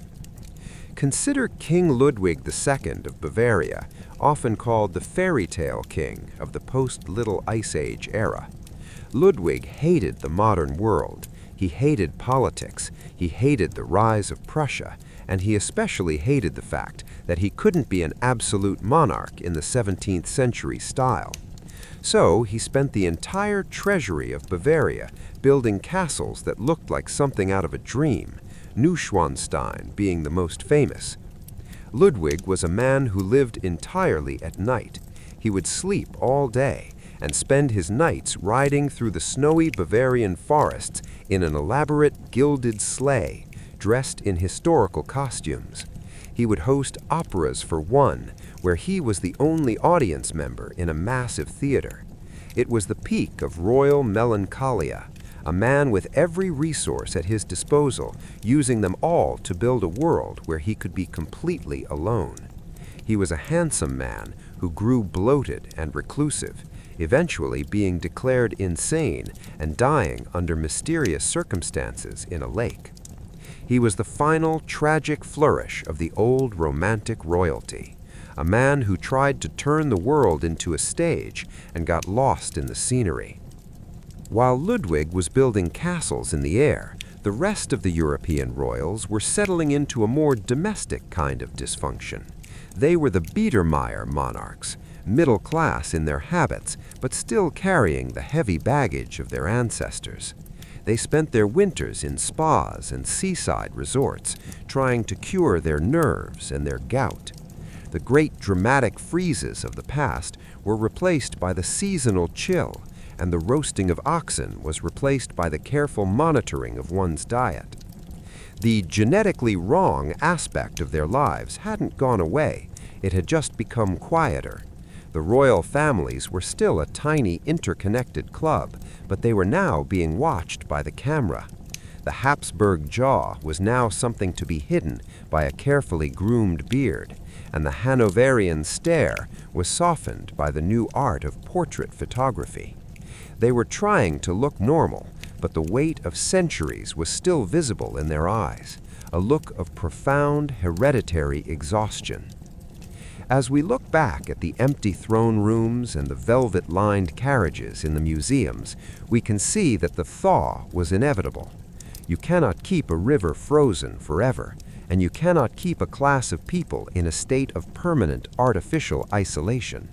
The world moves on, the ice melts, and the seasons change. The palaces are now quiet, filled with the soft footsteps of tourists rather than the clatter of royal boots. The smell of coal smoke and expensive wax has been replaced by the scent of old wood and floor polish. So let your mind rest in the silence of these empty rooms. Imagine the dust motes dancing in a shaft of winter sunlight, hitting a discarded crown. The drama is over, the actors are gone, and the theater is dark. The history of the frozen Thames and the dysfunctional kings is a closed book, its pages yellowed and smelling of old ink. It is a story to be told in whispers, a gentle narrative to carry you away from the noise of the present and into the deep, calm waters of the past. Chapter 17. The Relics in the Riverbed. As we drift into the deepest part of the night, the palaces are far behind us, and we find ourselves back where we started, at the edge of the dark, flowing Thames. But we aren't looking at the surface tonight. Instead, we are looking down, through the silt and the centuries, at the things the ice left behind. When the great thaws of the 1600s and 1700s occurred, they weren't just melting water, they were violent erasures. The river claimed everything that wasn't bolted down, and some things that were. Hidden in the mud of the riverbed lies a scattered, broken museum of royal and common dysfunction. There are silver spoons dropped by shivering duchesses who had too much mulled wine, and heavy pewter tankards from the beer booths that sank when the ice buckled. There are thousands of tiny clay tobacco pipes discarded by the men who spent weeks huddled around fires on the river, waiting for the world to move again. These are the small artifacts of history, the ones that don't make it into the grand biographies of the handsome or the great, but they tell a much more human story. One of the most frequent finds for modern mudlarks, those scavengers of history who comb the banks at low tide, are the token coins. Because the official mint couldn't keep up with the chaotic commerce of the frost fairs, many stall owners minted their own lead or copper tokens. They're crude, often stamped with a simple image of an ox or a bridge, and they represent a moment in time when the usual rules of the kingdom were suspended. It's a wonderful bit of irony.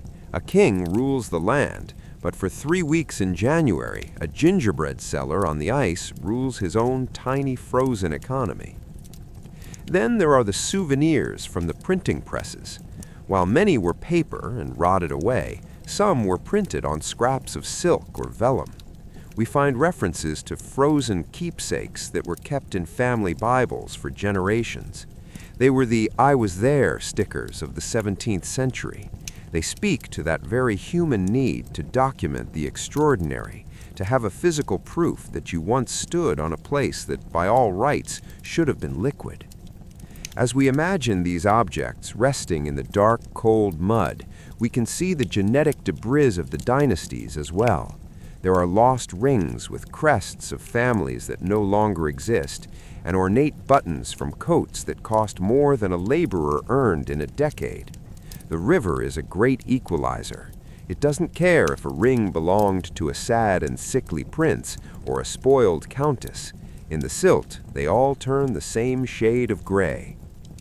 The riverbed is a graveyard of vanity. It holds the remains of the ice houses and the summer booths that the aristocrats built with such pride. They were structures made of ego and timber, and the Thames reclaimed them all. There's something deeply peaceful about that. The frantic energy of the fairs, the shouting of the vendors, the music of the fiddlers, it's all been muffled by 12 feet of water and a few hundred years of time. If you listen closely to the rhythm of the water against the embankments, you can almost hear the ghosts of those winters, not as the dramatic figures of history books, but as tired, cold people looking for a bit of warmth and a bit of wonder.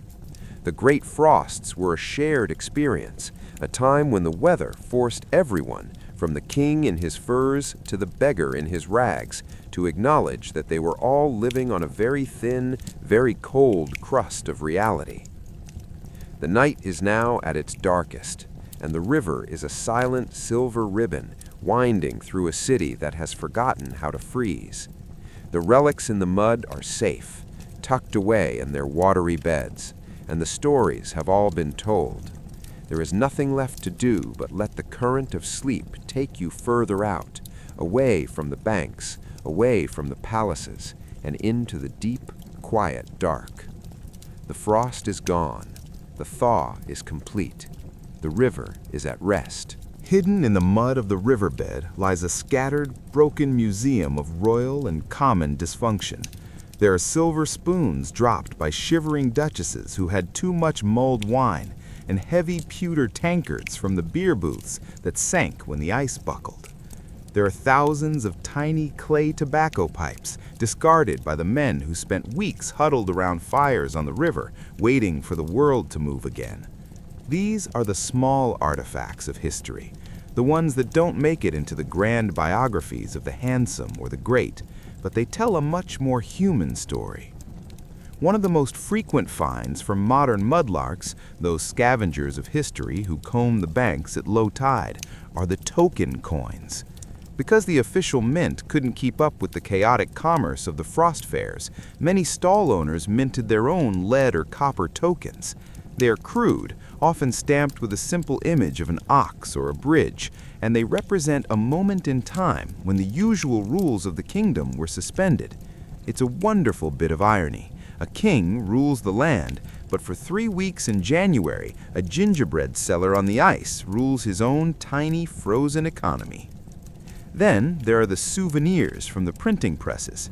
While many were paper and rotted away, some were printed on scraps of silk or vellum. We find references to frozen keepsakes that were kept in family Bibles for generations. They were the "I was there" stickers of the 17th century.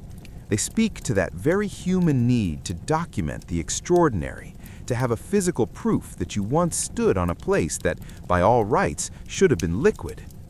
As we imagine these objects resting in the dark, cold mud, we can see the genetic debris of the dynasties as well. There are lost rings with crests of families that no longer exist, and ornate buttons from coats that cost more than a laborer earned in a decade. The river is a great equalizer. It doesn't care if a ring belonged to a sad and sickly prince or a spoiled countess. In the silt, they all turn the same shade of gray. The riverbed is a graveyard of vanity. It holds the remains of the ice houses and the summer booths that the aristocrats built with such pride. They were structures made of ego and timber, and the Thames reclaimed them all. There's something deeply peaceful about that. The frantic energy of the fairs, the shouting of the vendors, the music of the fiddlers, it's all been muffled by 12 feet of water and a few hundred years of time. If you listen closely to the rhythm of the water against the embankments, you can almost hear the ghosts of those winters, not as the dramatic figures of history books, but as tired, cold people looking for a bit of warmth and a bit of wonder. The great frosts were a shared experience, a time when the weather forced everyone, from the king in his furs to the beggar in his rags, to acknowledge that they were all living on a very thin, very cold crust of reality. The night is now at its darkest, and the river is a silent silver ribbon winding through a city that has forgotten how to freeze. The relics in the mud are safe, tucked away in their watery beds, and the stories have all been told. There is nothing left to do but let the current of sleep take you further out, away from the banks, away from the palaces, and into the deep, quiet dark. The frost is gone. The thaw is complete. The river is at rest. Chapter 18. The Sleep of the Stone Kings. As we descend into the final reaches of our journey, the river itself seems to slow, its current thickening with the weight of all the winters we've revisited. We have followed the Thames from its vibrant frozen carnivals to its silent muddy depths, and we have watched the great dynasties of Europe struggle against their own blood in the biting air of the Little Ice Age. Now we move away from the water one last time to find the place where all this dysfunction finally comes to rest. We are entering the cathedrals and the vaults, the stone dormitories of the monarchs. In the crypts of Westminster Abbey or the gloomy depths of the Escorial, the sad and sickly are finally still. There is a profound, dry irony in royal burial. These people spent their lives trying to distinguish themselves from the common mass, yet in death they are encased in stone boxes that all eventually grow the same layer of dust. The handsome look no different from the plain when carved into a cold marble effigy. If you were to walk through these vaults at night, you would see the physical manifestation of the dynastic loop we've discussed. Row after row of stone sarcophagi, each one a monument to a name that once made the world tremble, now just a resting place for a collection of brittle bones. You can see the Habsburg jaw carved into the stone faces of the Spanish kings, a permanent reminder of the genetic stubbornness that defined their reign. They are frozen in marble, just as they were frozen in life by their titles and their traditions. During the great frosts, these vaults must have been the coldest places on earth. While the people on the river were building fires and roasting oxen, the kings beneath the stone were wrapped in an even deeper chill. There is something strangely poetic about the thought of the living skating and laughing on the frozen river, while just a few hundred yards away, the dead kings sat in their silent, icy chambers, their bronze crowns tarnished by the dampness. The spoiled nature of royalty even extended to their funerals. We find accounts of ice funerals, where the bodies of minor royals who died in the middle of a freeze had to be kept in cold storage for weeks because the ground was too hard to dig. They were kept in lead coffins in drafty outbuildings, waiting for the world to soften so they could be properly tucked away. It was a final, undignified wait for a class of people who were used to never being kept waiting. But as the centuries have passed, the cold has lost its bite. The modern world has brought central heating even to the cathedrals. The dampness is managed by machines, and the silence is broken by the hushed whispers of tourists. The dynastic disaster is now a series of plaques and guidebooks. The kings and queens have become characters in a long, slow-motion play that has finally reached its final act.